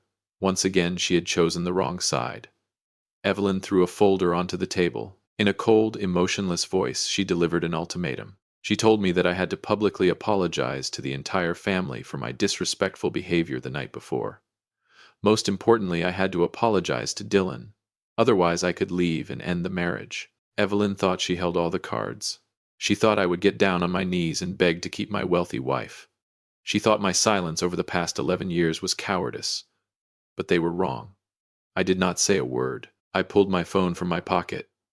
I opened the airline app. Right there on the spot, I booked a one-way ticket out of Tennessee. The confirmation notification echoed sharply through the silent living room. I looked directly into Evelyn's eyes. I said only one sentence. I choose to leave. That was my third option. No arguments. No begging. I chose not to participate in their toxic game. Everyone was stunned. Catherine went pale. She took a step forward as if to call my name, but I had already turned away. I packed my belongings in 5 minutes. As I came down the stairs, I ran into Zoe, Catherine's youngest cousin, the only person in that family who had ever treated me like a human being. Zoe looked at me with tears in her eyes. She quietly apologized on behalf of the entire family. I smiled and gently patted her shoulder. I told her to hold on to her kindness. It was the only emotional farewell I had in that place. I pulled my suitcase toward the door. No one followed me. I got into the rental car. I started the engine and pressed the accelerator. The car sped down the windy hillside road. I kept my eyes fixed ahead. I chose not to look into the rearview mirror. I did not want to see that house again, not even for a second. I felt a freedom unlike anything I had ever known. The chains of 11 years had finally been broken. If you've made it this far, then this story has probably stirred some emotions in you. Please do us a quick favor, like and subscribe. Leave a comment with the number 5 so I know you've watched this far, and tell me how you think the story will end to see if your prediction is right. Many people watch without doing it, but it costs you nothing and means a great deal to us. They thought I had left in defeat. They thought I was running away with nothing. What they did not know was that I had been preparing for this day for a very long time. They thought I had left Tennessee with nothing. They thought I was somewhere in a dark corner drowning in my pain. But they were wrong. I was not running away. I was simply activating a switch that had been prepared 18 months earlier. A successful man never acts on temporary emotions. Over the past 11 years, I had watched the change in my in-laws' attitudes. I had smelled betrayal long ago. So I quietly made plans to protect myself. My business was not merely a small service operation as Dylan had mocked. It was a system that had been perfectly restructured. For the past 18 months, I had quietly separated all of my personal assets from the marital estate. I reorganized the business structure, secured the cash flow, and established a strong legal framework. All accounts, shares, and profits were held under an independent trust. Catherine had no authority over any of it. I had given them countless opportunities to behave decently, but they always chose the worst possible path. The humiliation in Tennessee was simply the final straw that made me play my last card. Tuesday morning, exactly 8 o'clock, my process server knocked on the door of the Tennessee estate. At that moment, Catherine was still staying at her mother's house, waiting for an apology from me. Instead, what she received was a thick stack of divorce papers. Included with it was an order freezing every supplementary credit card I had previously provided to her. Catherine immediately called me. The phone rang. I answered. Her voice came through in shock. She could barely form her words. She asked me what was going on. She shouted that I had no right to do this to her. In the background, I could hear Evelyn yelling furiously. I could hear Dylan anxiously asking about the frozen credit card limits. I simply listened in silence. My resolve could be heard in every breath. I replied in a calm but firm voice. I told her to speak with my attorney. From this moment forward, the luxurious lifestyle, funded by my money, was officially over. I ended the call. Then I blocked her number completely. My audience would no doubt find this moment deeply satisfying. The villains had finally begun to pay the price for their arrogance. I looked out the window of my new office. Everything was unfolding exactly as I had planned. The revenge of success had only just begun. Soon, her family would discover what life without me would truly become a nightmare. After that fateful Tuesday morning, their lives and mine moved in completely opposite directions. I did not waste time grieving. I poured all of my energy into my work. My company flourished under decisive leadership. I expanded the business to 3 times its previous size. Revenue continued to pour in. I rewarded myself with a new luxury condominium in the heart of the city. From the spacious balcony, I could look out over the city lights at night. I realized that the world keeps turning when you stop carrying people who refuse to carry themselves. My success became the strongest possible answer to those who had once looked down on me. Meanwhile, my former in-laws began slipping into a period of panic. Once they realized I was not bluffing, they desperately searched for ways to retaliate. Evelyn and Amber joined forces in an attempt to damage my reputation. They told friends and business associates that I was a traitor. They claimed I was ungrateful and disloyal. Catherine even filed a lawsuit seeking half of the assets from my company. They believed public pressure and legal action would frighten me into surrendering, but they were incredibly naive. Every one of those dirty schemes collapsed in the face of facts and the solid legal structure I had built. My attorney presented undeniable evidence showing that the assets originated from an independent trust. We provided documentation proving Catherine's lack of contribution over the previous 11 years. Their accusations became ridiculous when compared with the clear financial records and contracts. The court rejected every one of Catherine's unreasonable claims. Without access to the supplementary credit cards I had funded, their lives immediately began to decline. Dylan no longer had money for bars or designer clothes. He was forced to face the reality of being an unemployed dependent. Richard's company fell into a serious crisis because it lacked the restructuring solution I had once proposed. The arrogance they had displayed for years turned into humiliation and financial hardship. They had destroyed their only gold mine with their own hands. I stood at the peak of my career, calmly watching the villains tear one another apart. A feeling of satisfaction and vindication spread through every part of me. 18 months passed quickly. The painful past in Tennessee had become nothing more than a distant memory. I had completely transformed. I had become a stronger version of myself, more successful, and happier. One autumn afternoon, I was sitting in my usual coffee shop downtown. The glass door opened. A familiar figure walked in. It was Catherine. After 18 months without seeing her, she looked completely different. The arrogance she once carried was gone. In its place were clear signs of exhaustion and hardship etched across her face. She saw me. She hesitated, then walked over to my table. Catherine sat down across from me. She looked at me with deep regret in her eyes. Her voice trembled. She began to apologize. She said her family had been wrong. She admitted that she had been selfish and had chosen the wrong side. Catherine begged me to give her another chance. She asked for an opportunity to start over. She said her life had become hopeless. I sat quietly. I listened to her belated apology with complete calm. The apology was worthless. It did not come from recognizing the pain she had caused me. It came from losing her financial support. She missed the comfort I had provided and the wealth I had built. I looked at the woman who had once shared my bed. I no longer felt any hatred toward her. But I no longer felt anything else either. My indifference had become a solid wall. I politely declined her request. I stood up. I wished her peace and walked away. I chose never to look back. Thank you for joining Dad's Real Life Revenge.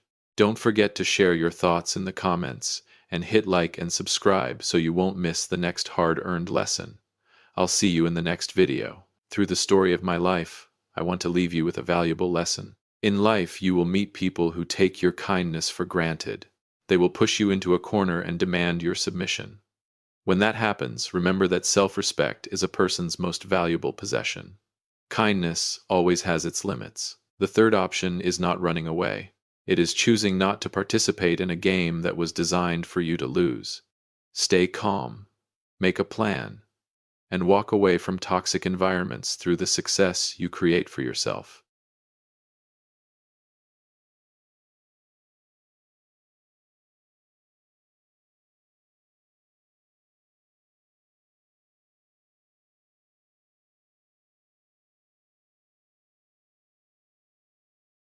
I have built many things in my life. A medical equipment distribution company that operated steadily for 3 decades. A family that I once believed would be my support system in old age. And a sturdy cedar wood house tucked away at the foot of the Colorado mountains in Loveland. But I never built forgiveness for someone who would drink my liquor and call it an inheritance. Welcome back to Dad's Real Life Revenge. Grab a glass of water, some snacks, get comfortable, and remember this: the people in these stories had every opportunity to do the right thing, they simply chose not to. Leave a comment with the number 1 so we can continue the story, and hit subscribe, you're going to enjoy this one. This year, I am 69 years old. At this age, people usually learn to let go and enjoy a peaceful life. I thought I would be the same. Until that hot summer afternoon in Colorado.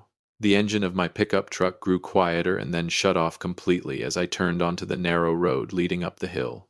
The oppressive heat hung over everything. The mountain breeze was not enough to ease the intense heat rising from the asphalt.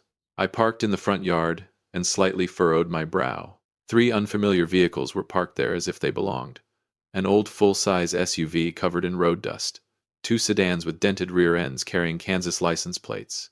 Loveland was the place I had chosen to find peace after handing over control of the company to my son Daniel. This house was my private sanctuary. It had never welcomed uninvited guests, especially not unfamiliar vehicles carrying plates from a state hundreds of miles away. I stepped out of the truck. The heat of the Colorado afternoon hit me directly in the face, but a chill was beginning to rise from within me. I did not rush. I calmly walked toward the porch. The radiator of the unfamiliar SUV was still giving off heat. The smell of burnt motor oil mixed with the scent of dry grass growing wild along the road. Loud music and noisy laughter drifted out from inside the house through the windows. I stood silently on the front steps. My hand rested on the familiar brass doorknob. The coolness of the metal stood in complete contrast to the scorching heat outside. I noticed that the lock showed no signs of being forced open. Someone had opened the door with an authorized key. Betrayal always begins with small things like that. I took a deep breath to keep my heartbeat completely steady. Then I pushed the door open and walked inside. The heavy cedar door swung open. A blast of cold air from the air conditioner hit my face. It carried a mixture of fast food odors and the strong smell of cigarette smoke. My house, which was normally neat and orderly, now looked like a battlefield after a wild party. Bare footprints caked with dirt marked the oak floor that I personally cleaned every week. Disposable plastic food trays were scattered across the living room table. Tomato sauce was smeared across the hand-woven wool rug. I stood motionless in the entryway. My eyes swept across the room and stopped at the small bar in the corner. My instincts had been right. Sitting on the marble countertop was my bottle of 2019 Blanton's. It was a gift I had bought for myself after a successful business deal. It had been opened. 1/3 of the precious amber liquid was gone. Beside it, dirty drinking glasses lay scattered about. Even the most basic respect for the homeowner had been mercilessly trampled under the feet of these strangers. A middle-aged man wearing a faded sleeveless t-shirt stepped out of the kitchen. He had a large belly and a face flushed red from alcohol. It was Harold Bennett, the father of Cassie, my two-faced daughter-in-law. He was holding a plate of half-eaten barbecue ribs. When he saw me, he showed no sign of surprise or embarrassment. Instead, he broke into a wide grin. He spread his arms as though he were the true owner of the place. He walked toward me and greeted me in a booming voice. He said I had come back at just the right time because the party was only getting started. He invited me to make myself at home. The shamelessness of Harold Bennett made the atmosphere in the room feel frozen. He had brought his entire family from Kansas without giving any notice. They had turned my home into a free hotel. They were using my belongings and drinking my expensive liquor as though it were their right. My self-respect and patience were being tested to their limits. I did not say a word. I simply stared directly into his shifting eyes. My silence caused the smile on Harold's face to become slightly strained. He had no idea that beneath the calm exterior of this 69-year-old man a storm was gathering, ready to sweep everything away.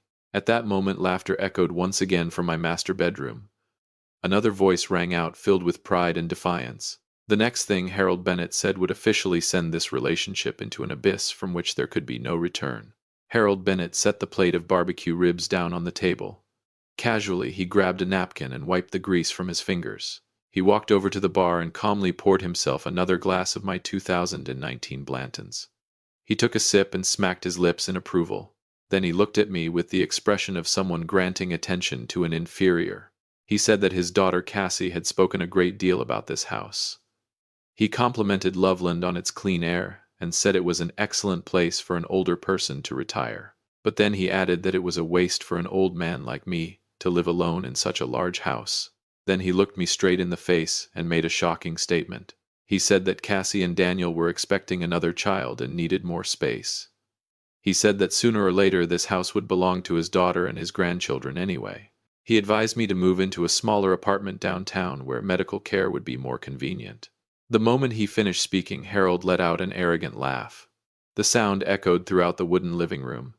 It was filled with the smug confidence of a man who believed victory was already in his hands. He thought I was old and no longer capable of resisting. He believed that the legacy of my entire life was already safely tucked into his family's pocket.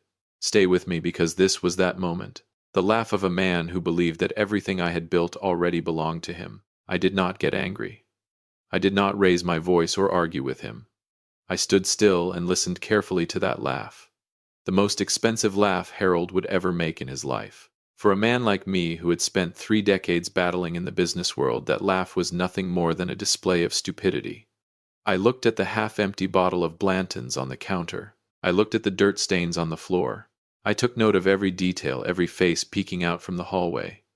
Harold's wife and his oldest son were also watching me with mocking expressions. My patience with this in-law relationship had completely run out. They believed they could use the name of family to take what I had built through years of sweat and hard work. They had no idea that every second passing in my silence was carrying a very high price. The trap had not even been set yet. The prey had already walked into it with complete confidence. A faint smile crossed my face. I stepped past Harold and walked directly toward the landline telephone in the corner of the room. I knew I needed to call someone immediately to clarify one fact. The only person who could have given them the key to get inside. That phone call was about to uncover a secret that even my own son could never have anticipated. I picked up the telephone receiver. My fingers pressed each number with certainty. The long ringing tone echoed through the quiet corner of the room. Someone answered on the other end. The voice of my son Daniel came through with surprise at seeing the number from the Loveland house. I did not waste time. I asked him directly whether he knew that his father-in-law and the entire Bennett family were inside my house. There was silence on the other end for several seconds. I could hear Daniel take a deep breath. His voice trembled as he answered that he had absolutely no idea. I told Daniel about the open bottle of 2019 Blanton's. I told him about the dirt stains on the hardwood floor and Harold Bennett's half-eaten plate of ribs. Daniel immediately understood what had happened. He stammered as he explained. The previous week, Cassie had said she wanted to borrow the spare key to my house. She claimed she wanted to go to Loveland to clean the place and prepare a surprise for my upcoming birthday. Daniel had trusted his wife. He had handed over the key with the complete confidence of a husband who believed in her. But she had not come here to clean. She had secretly given the key to her parents so they could come from Kansas and occupy the house. A feeling of disappointment filled me. Not disappointment in Daniel. Disappointment in Cassie, the daughter-in-law whom my family had welcomed with open arms. She had betrayed her husband's trust. She had used deception to enable the greed of her own family. Yet I remained completely clear-headed. I did not blame Daniel. I knew my son was a decent man, and that he was also a victim in his wife's game.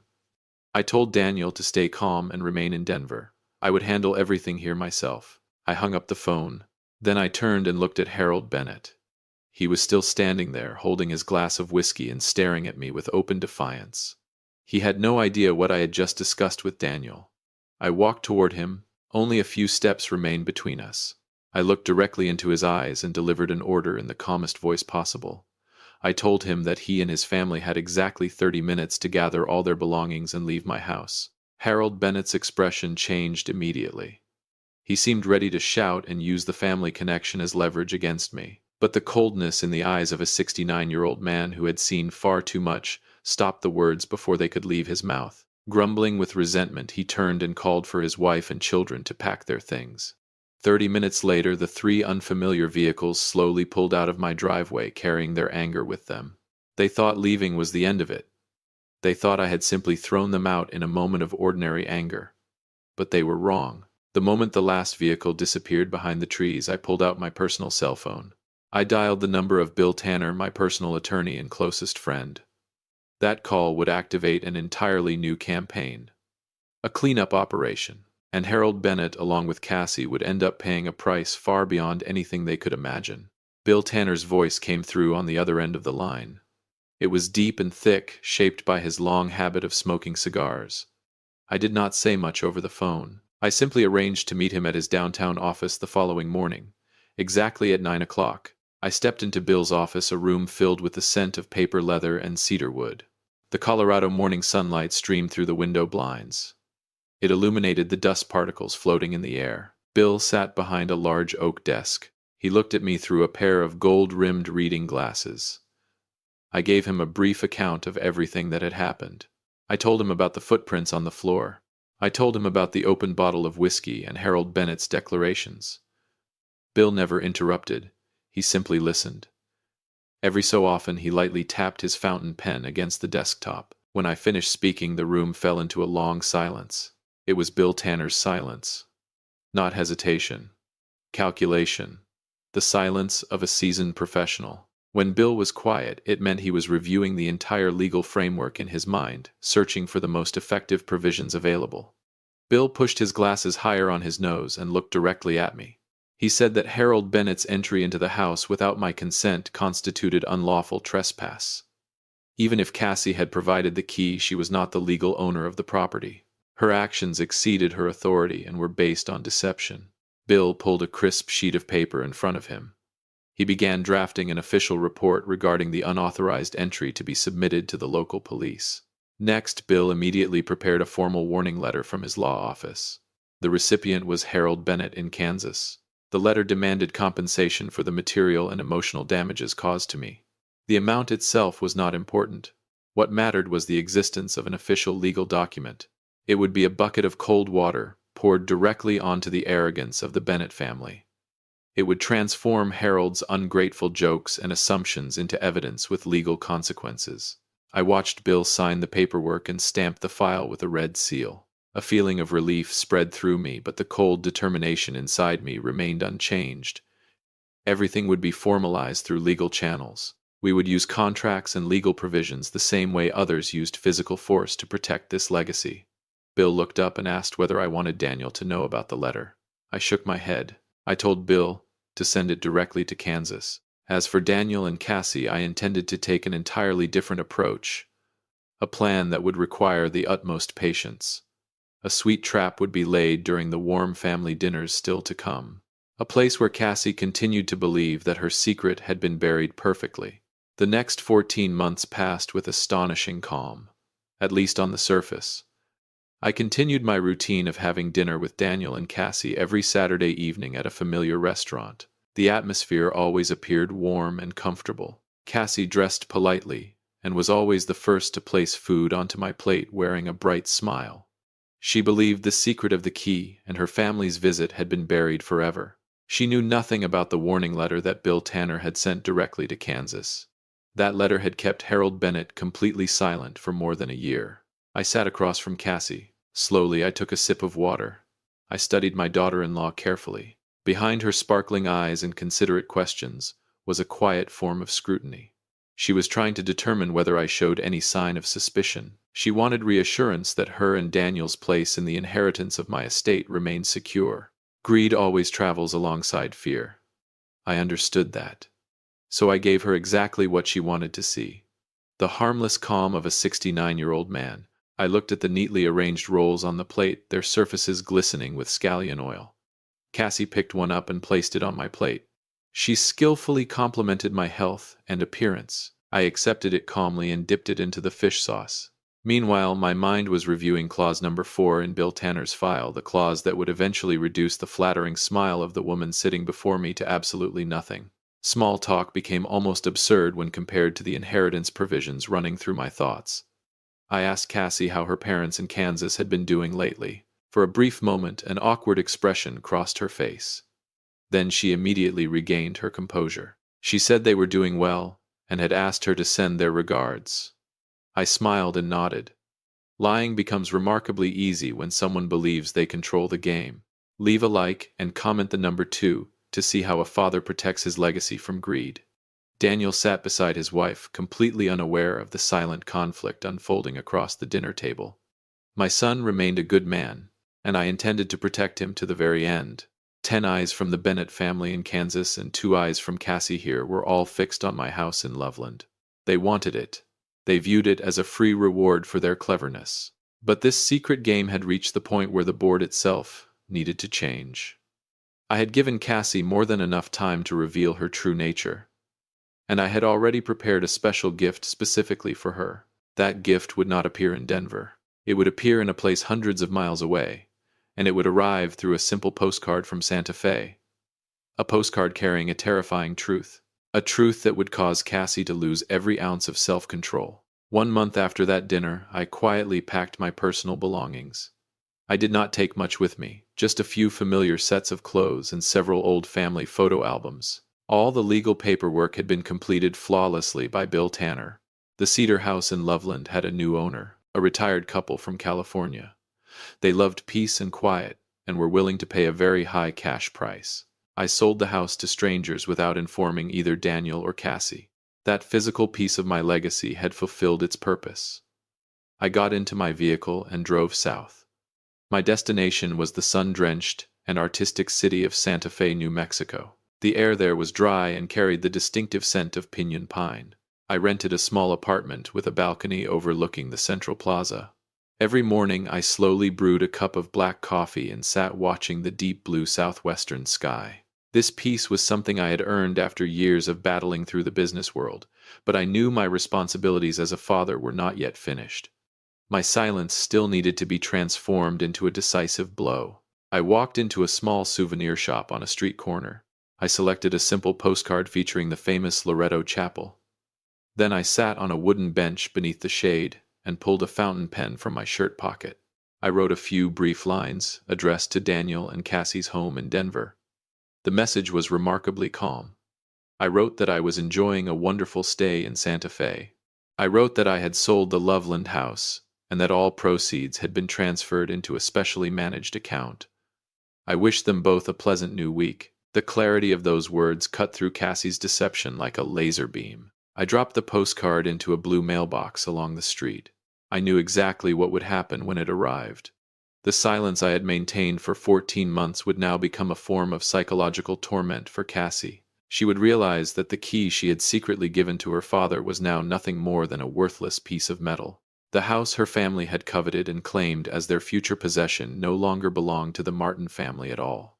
She would spend sleepless nights wondering what else this 69-year-old man might still be hiding.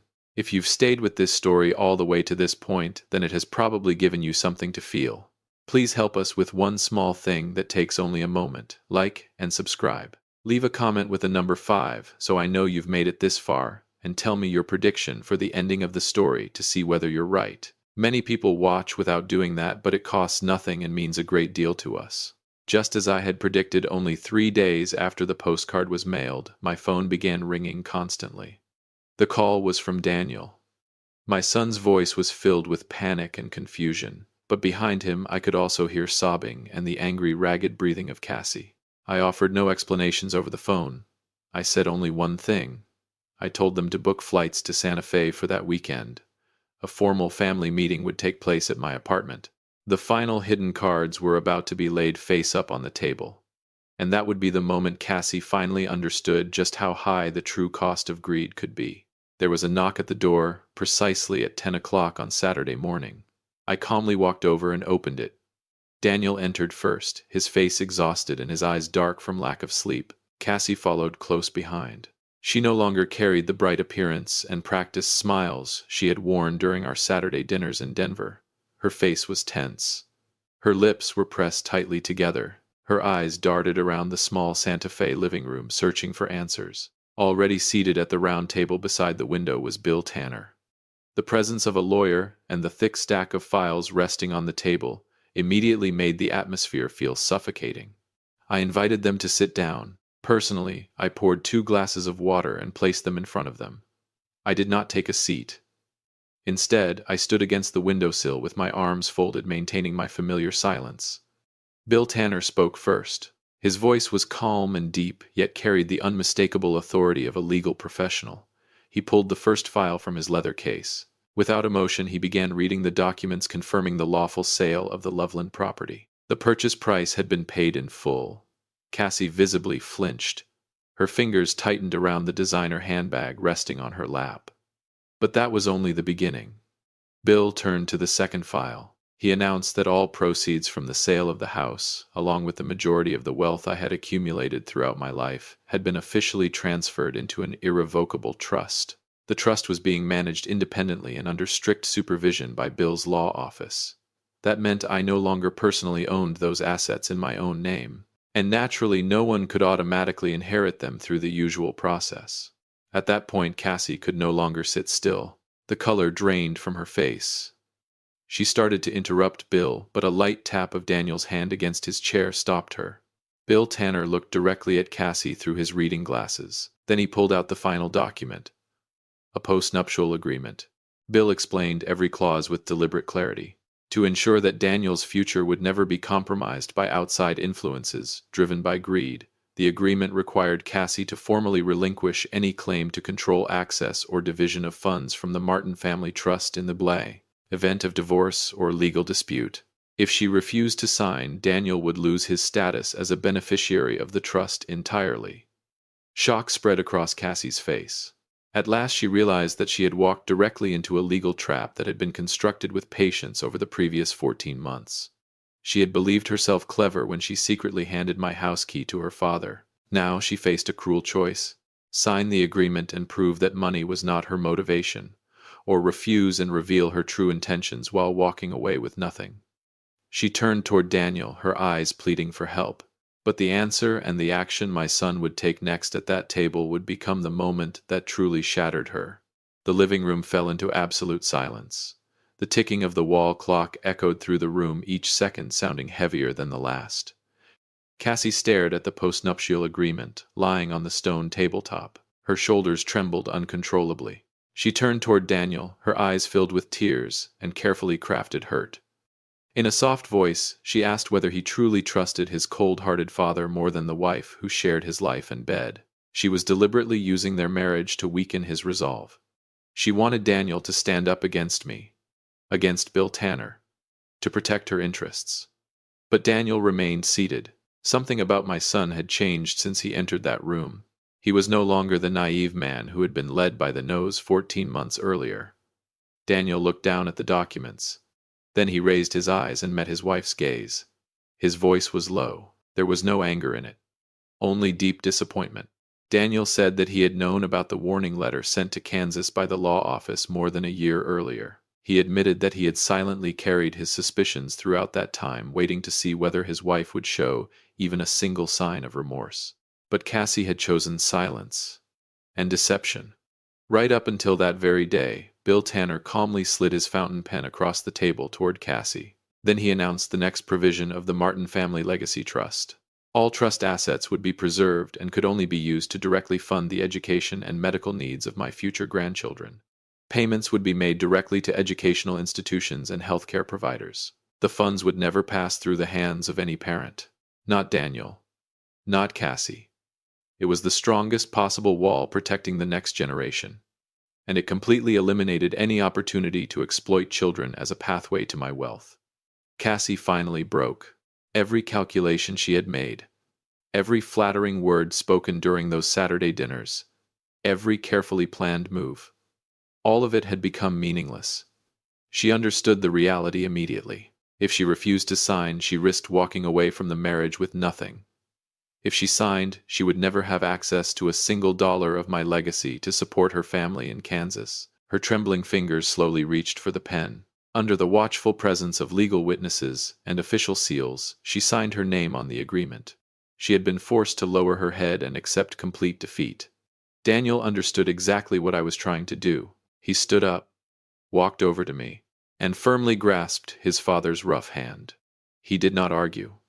He did not oppose me. He understood that I was using the harshest method available to protect him and his family from outside influence without destroying his marriage. The battle in Santa Fe was over. Justice and law had prevailed. Cassie and Daniel quietly gathered their documents and left to return to Denver. But the story still had one final chapter waiting to be written. The debt created by Harold Bennett's arrogant laughter in Loveland 14 months earlier had finally come due. Principal and interest. Soon a phone call would arrive from Kansas, and that call would put an end to the illusions of an entire ungrateful family. The afternoon sunlight in Santa Fe gradually faded. I sat alone in the quiet living room.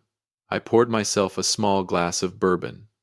Slowly, I savored its rich flavor. Suddenly, the telephone began ringing insistently. I knew exactly who it was. I picked up the receiver. On the other end was the frantic voice of Harold Bennett calling from Kansas. He had just received a tearful phone call from his daughter. He shouted into the phone. He demanded to know why I had been so cruel as to take everything away from Cassie. He used the harshest words he could find to fuel his anger. I let him speak. I did not interrupt him once. I waited until he ran out of breath and fell silent. Only then did I respond in a calm voice. I reminded him of that summer afternoon 14 months earlier in Loveland. I reminded him of his arrogant laughter as he casually drank from my bottle of 2019 Blantons. I told him that the laughter from that day had been the most expensive mistake of his life. It had cost him every opportunity to come anywhere near the Martin family fortune. Harold Bennett fell completely silent. He finally understood the truth. The arrogant laughter of the past had become a source of deep humiliation. I quietly hung up the phone. Thank you for joining Dad's Real Life Revenge. Don't forget to share your own story in the comments and subscribe so you don't miss the next hard-earned lesson. See you in the next video. Life always operates according to a fair rule. Many people mistake an older person's patience for weakness. They think kindness is an opportunity to take advantage. But they do not realize that the silence of an experienced man can be more frightening than any shouted threat. Building something without protecting it is not love. It is carelessness disguised as kindness. I protected Daniel.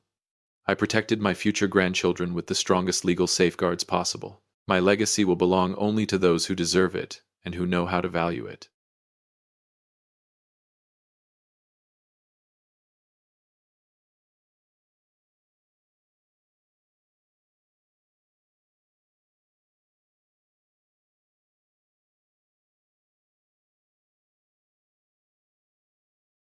I had been a construction contractor for 32 years.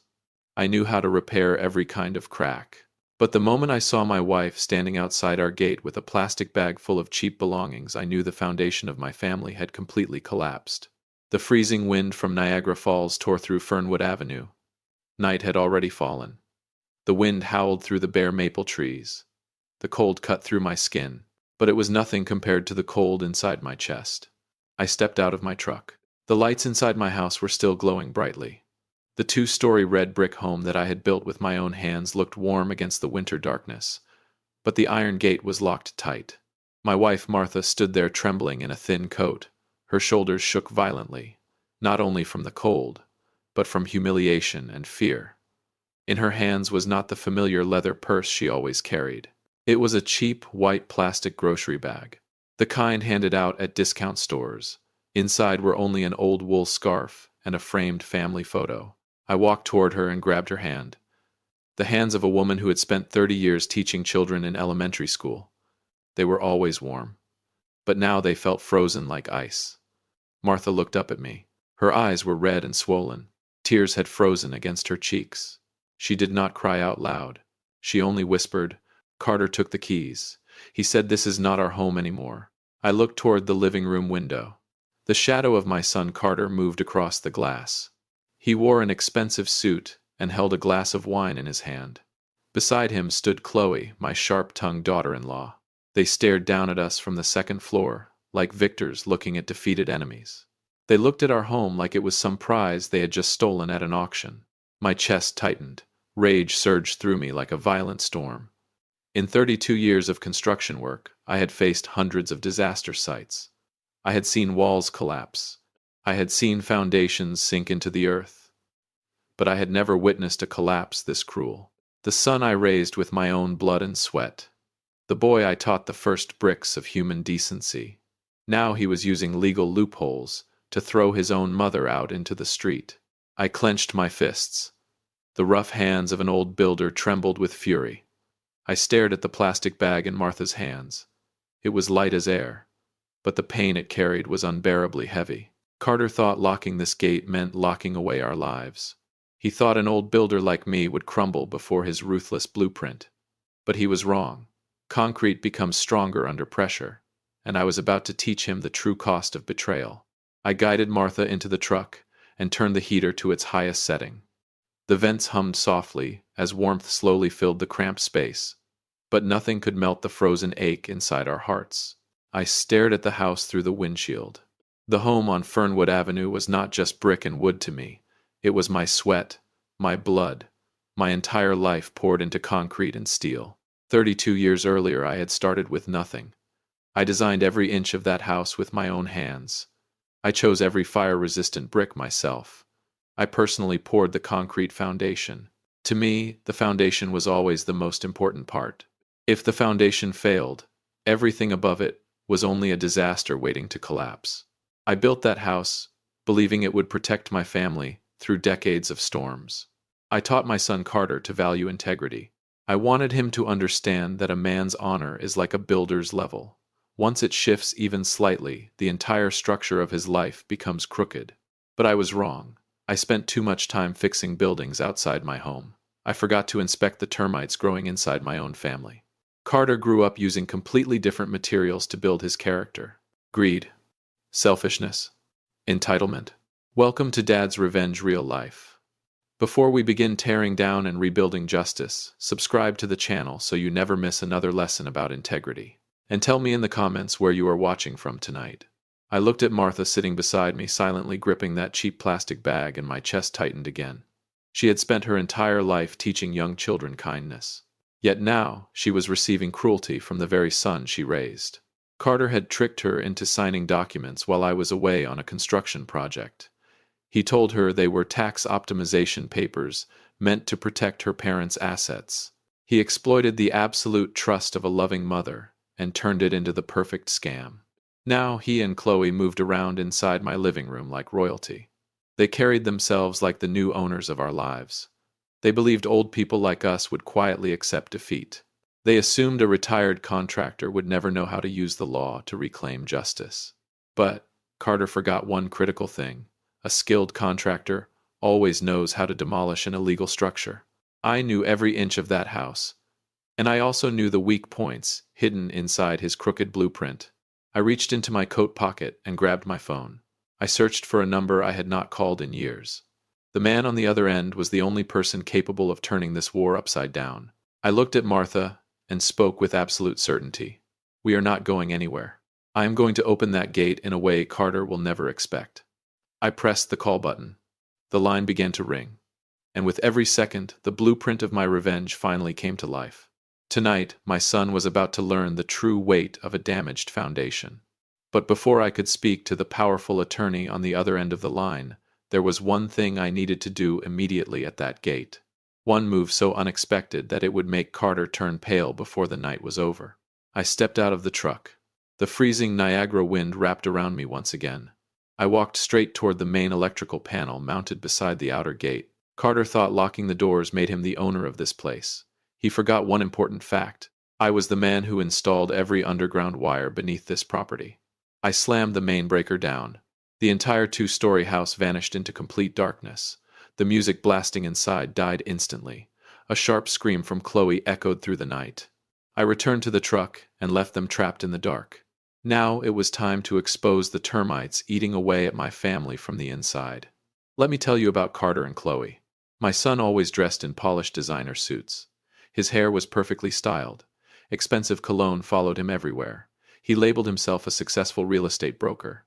But to me, he was nothing more than cheap material covered with glossy paint. He looked at everything through the eyes of a profiteer. He saw his mother's antique porcelain plates as auction items. He calculated the value of every square foot of land, instead of seeing family memories buried there. And Chloe, my daughter-in-law, with those sharp, restless eyes, was the perfect accomplice. They married 2 years earlier. Since then, phrases like asset optimization and portfolio restructuring had flooded our family dinners. They used elegant financial language to disguise filthy greed. They treated my honesty like outdated foolishness. They viewed Martha's kindness as weakness waiting to be exploited. My rough, scarred hands stood in complete contrast to Carter's smooth, polished ones that had never held a hammer in his life. These hands fed him.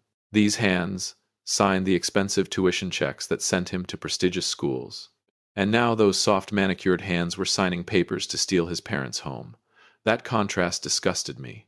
Their morality had been hollowed out by termites long before I noticed. I looked toward the second-floor window. A faint light from a cell phone flashlight flickered inside. Carter paced back and forth in anger, trying to figure out why the power was gone. He believed this was just another technical malfunction. He had no idea this was only the first crack I intentionally placed into the foundation of his perfect scheme. Greed had blinded both of them.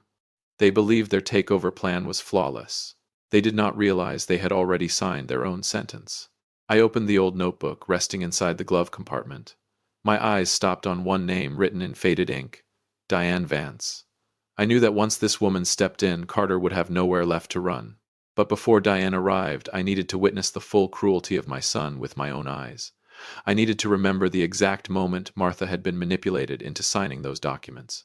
Because what Carter and Chloe did was far more disgusting than I originally imagined. And once I replayed that memory in my mind, I realized no father on earth could stay calm after hearing the truth behind their plan. Inside the suffocating silence of the truck, Martha finally began to speak. Her voice trembled with every breath. I listened to every single word.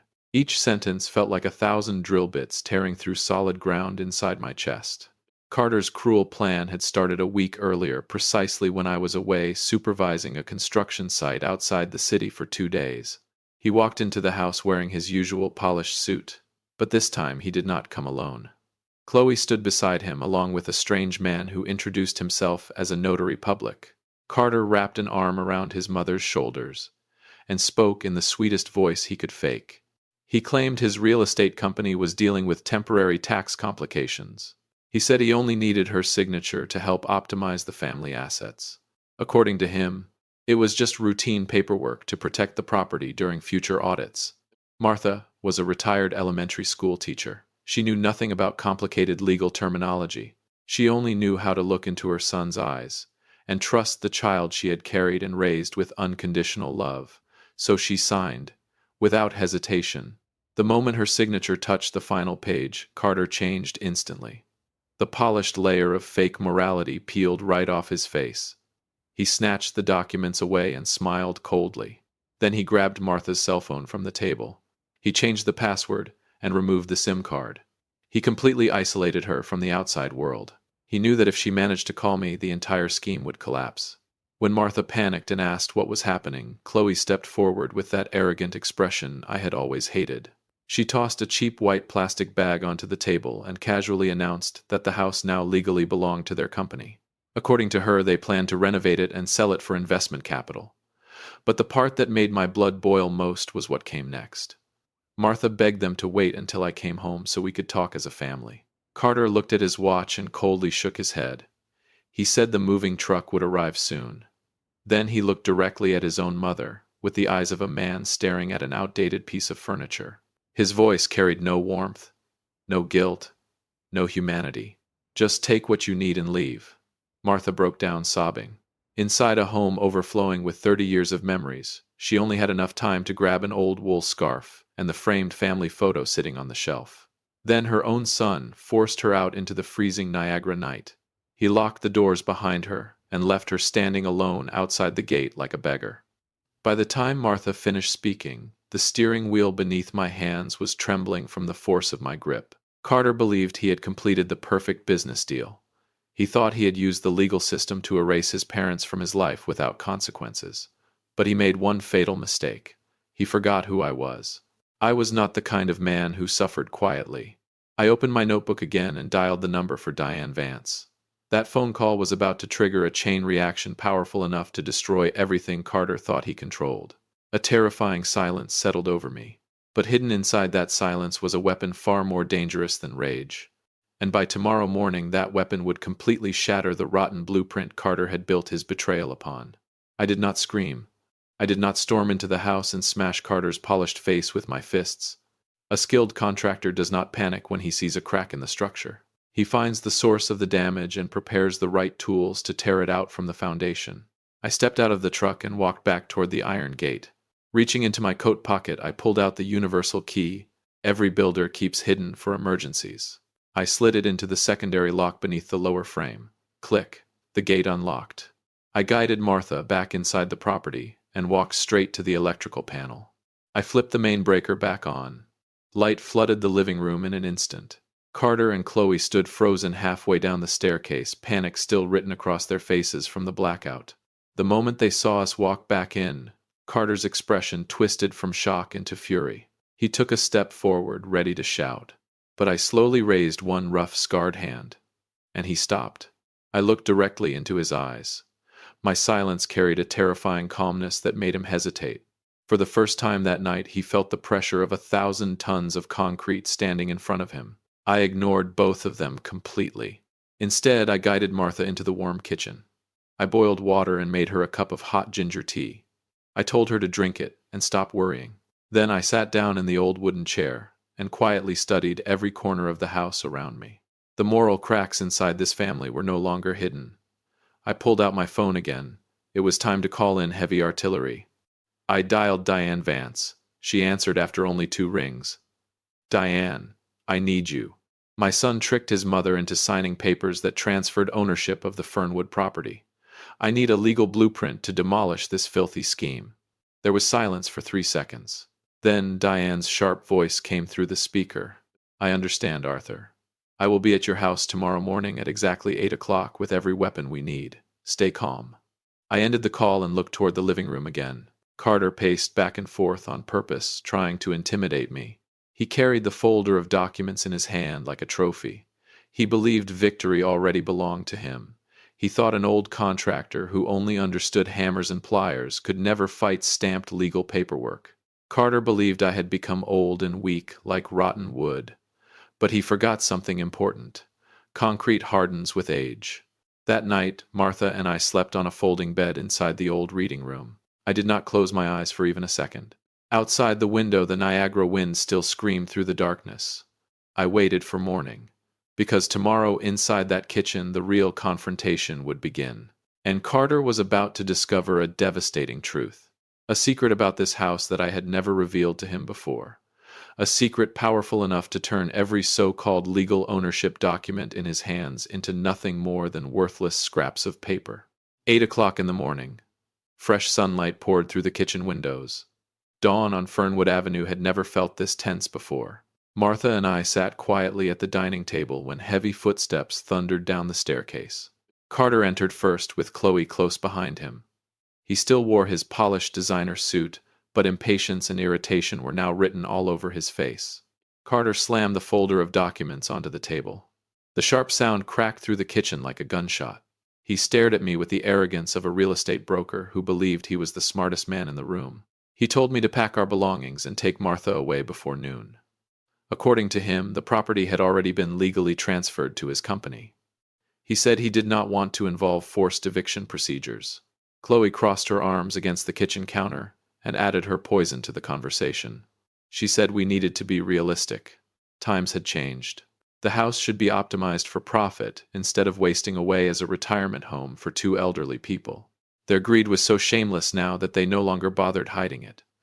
I looked at both of them calmly. Not a single part of me moved. I took a slow sip of tea and gently placed the cup back onto the porcelain saucer. The soft clink silenced the entire kitchen. Then I looked directly at Carter. My voice carried the steady weight of an old builder who had survived every storm life could throw at him. Carter, you think you understand the structure of this house. You think tricking your mother into signing a few papers makes you the owner of this foundation. But you are wrong. You are nothing more than a salesman obsessed with surface appearances. You never understood how the foundation underneath this house was truly built. If you are furious watching the way Carter treated his own mother, hit the like button and remember this lesson. No home can survive when its foundation is built on betrayal. Carter laughed coldly. He said the law only respected legal documents, signatures, and official stamps. He challenged me to explain what an old contractor could possibly do, now that every procedure had already been completed. And right then, the doorbell rang. I slowly stood up and walked to the front door. Diane Vance entered the house, wearing a sharp black business suit. In her hand was a thick leather briefcase. She wasted no time. Diane walked straight into the kitchen and looked at Carter and Chloe with eyes sharp enough to cut steel. Then she placed a court-stamped document onto the table. The arrogance vanished from Carter's face instantly. His eyes locked onto the title printed across the top of the page. This was not ordinary paperwork. It was a direct strike aimed straight at the rotten blueprint of his betrayal. Carter hurriedly opened the document. His glossy lips began trembling as he read the first lines. His eyes widened in absolute disbelief. Then he slowly looked up at me. For the first time in his life, my son looked genuinely afraid. Because the document Diane placed on that table revealed a truth Carter had never imagined. A truth powerful enough to destroy his entire claim to the house in a single devastating blow. Attorney Diane Vance adjusted her glasses. Her voice rang through the kitchen like a hammer striking a courthouse bench. She pointed directly at the document lying on the table. It was an emergency restraining order signed by the state court only 2 hours earlier. Attached to it was an independent forensic signature investigation report. Diane looked straight at Carter. Then she delivered the blow that shattered him. The property transfer documents were completely invalid. Yes, Martha had signed the papers. But Carter had intentionally concealed an additional clause buried deep inside the contract. The clause permanently stripped his parents of their lifetime residency rights.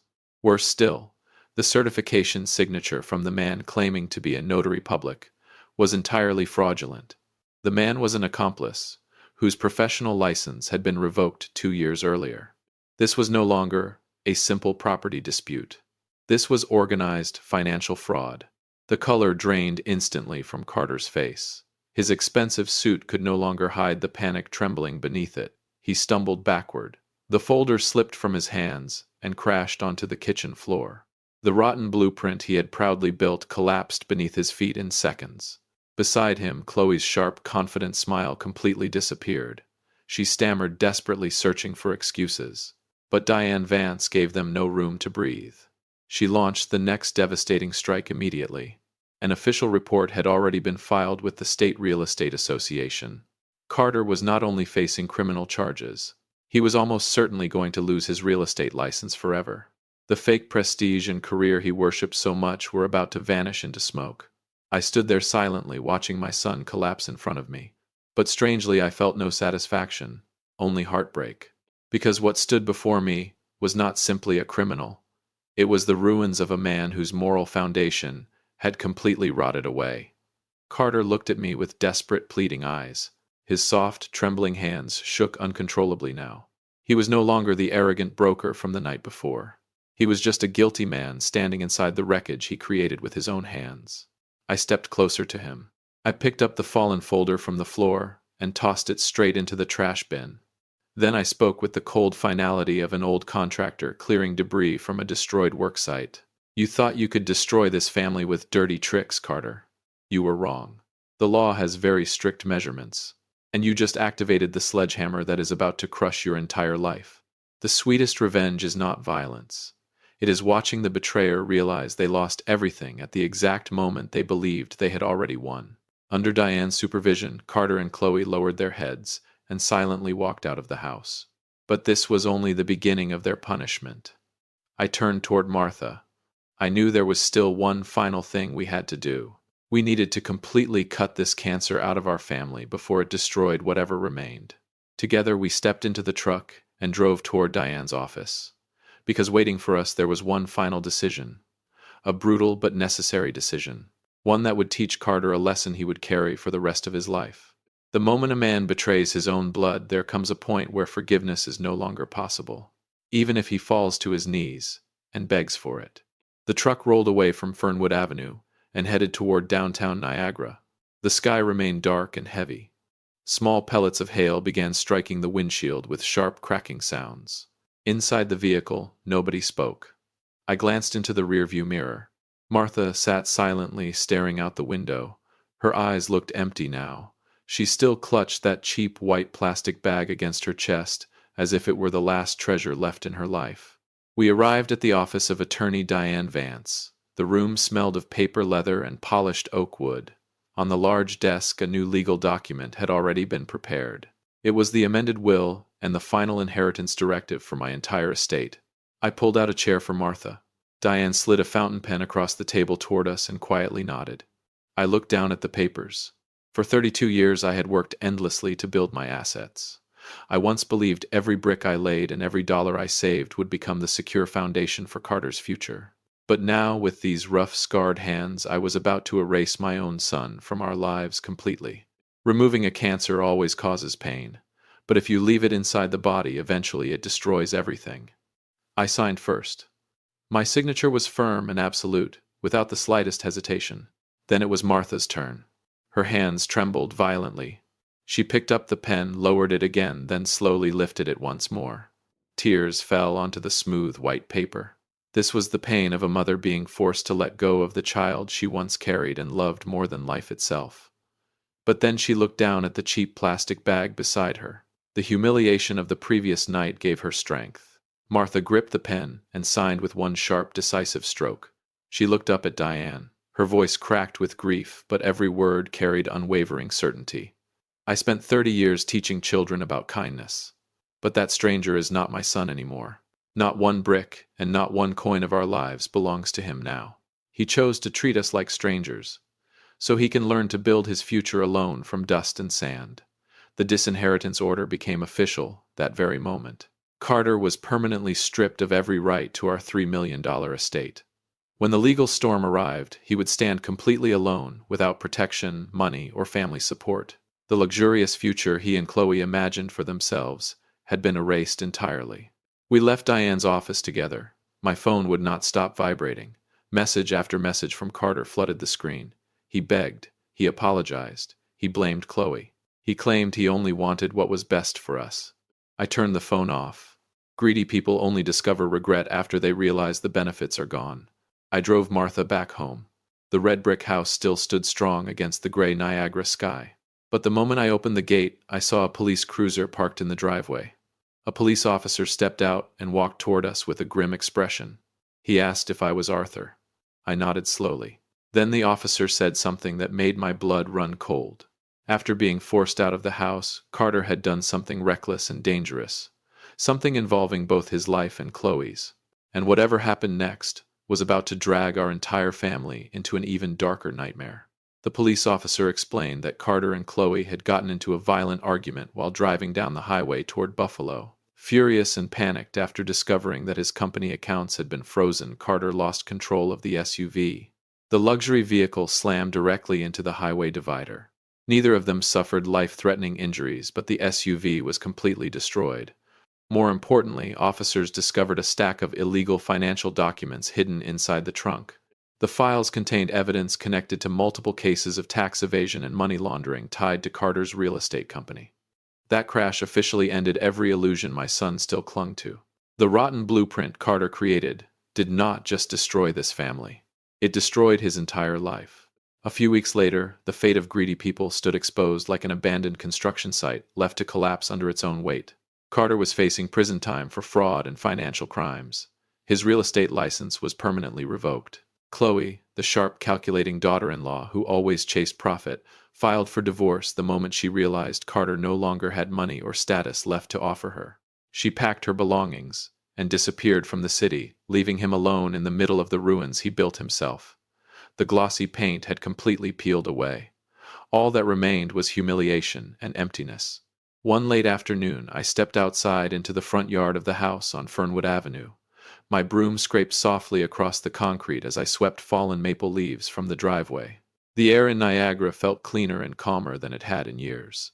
The cold wind no longer made me tremble. I looked at the red bricks of the house. They were still standing strong after every storm. The foundation had finally been cleared of termites. Martha walked outside carrying 2 cups of hot tea. She no longer held that cheap white plastic bag against her chest. The peaceful smile had returned to her face. We had lost a son who shared our blood, but we had reclaimed the dignity and integrity of this home. And this peace was built through decisiveness, courage, and respect for the law. I looked toward the road ahead as the last golden maple leaves drifted through the air. The story of my family became an expensive lesson about protecting the core values that truly matter in life. I leaned the broom against the brick wall and looked directly into the camera for the final time. There is one lesson every person watching this must remember. Integrity is the measuring tool of human character. The moment you bend it for greed, the entire structure of your life begins to collapse. And here is the most important legal advice I can give you. Never sign documents you do not fully understand. Not for strangers, not for business partners, not even for your own children. Because betrayal hurts far more when it enters through the front door of your own home. I sat down in the old wooden chair on the front porch and looked directly into your eyes. My story was never about blind revenge or violence. It was about tearing down corruption and rebuilding justice from the ruins of broken trust. As an old construction contractor, I spent my entire life measuring distances and inspecting foundations, and after all these years I realized something important.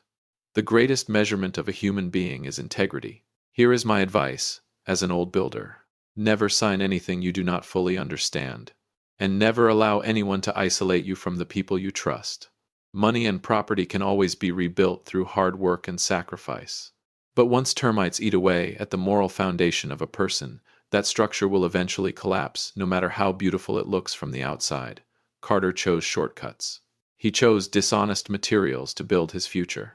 And in the end, he was buried beneath the cruel blueprint he created himself. My friend's life will always reveal unexpected cracks. Some cracks come from strangers, but the most painful ones come from the people we love most. When that happens, do not panic. Do not waste your strength screaming into the storm. Stay calm. Find the source of the damage, and use the law as the strongest foundation to protect yourself and the people you love. Never allow anger or emotion to distort your own measurement of integrity. Protect your home, protect your soul, and protect your foundation from betrayers who disguise themselves as family. Subscribe to Dad's Revenge Real Life and stand with me as we continue protecting the values that truly matter in this world. Thank you for staying with me until the very end. The evening wind from Niagara Falls swept across the porch once again. Our red brick house glowed warmly beneath the lights. Martha was waiting for me inside. The iron gate remained locked tightly against termites and betrayal. But it would always stay open for honesty, dignity, and people with true integrity. Keep your foundation strong against every storm life sends your way.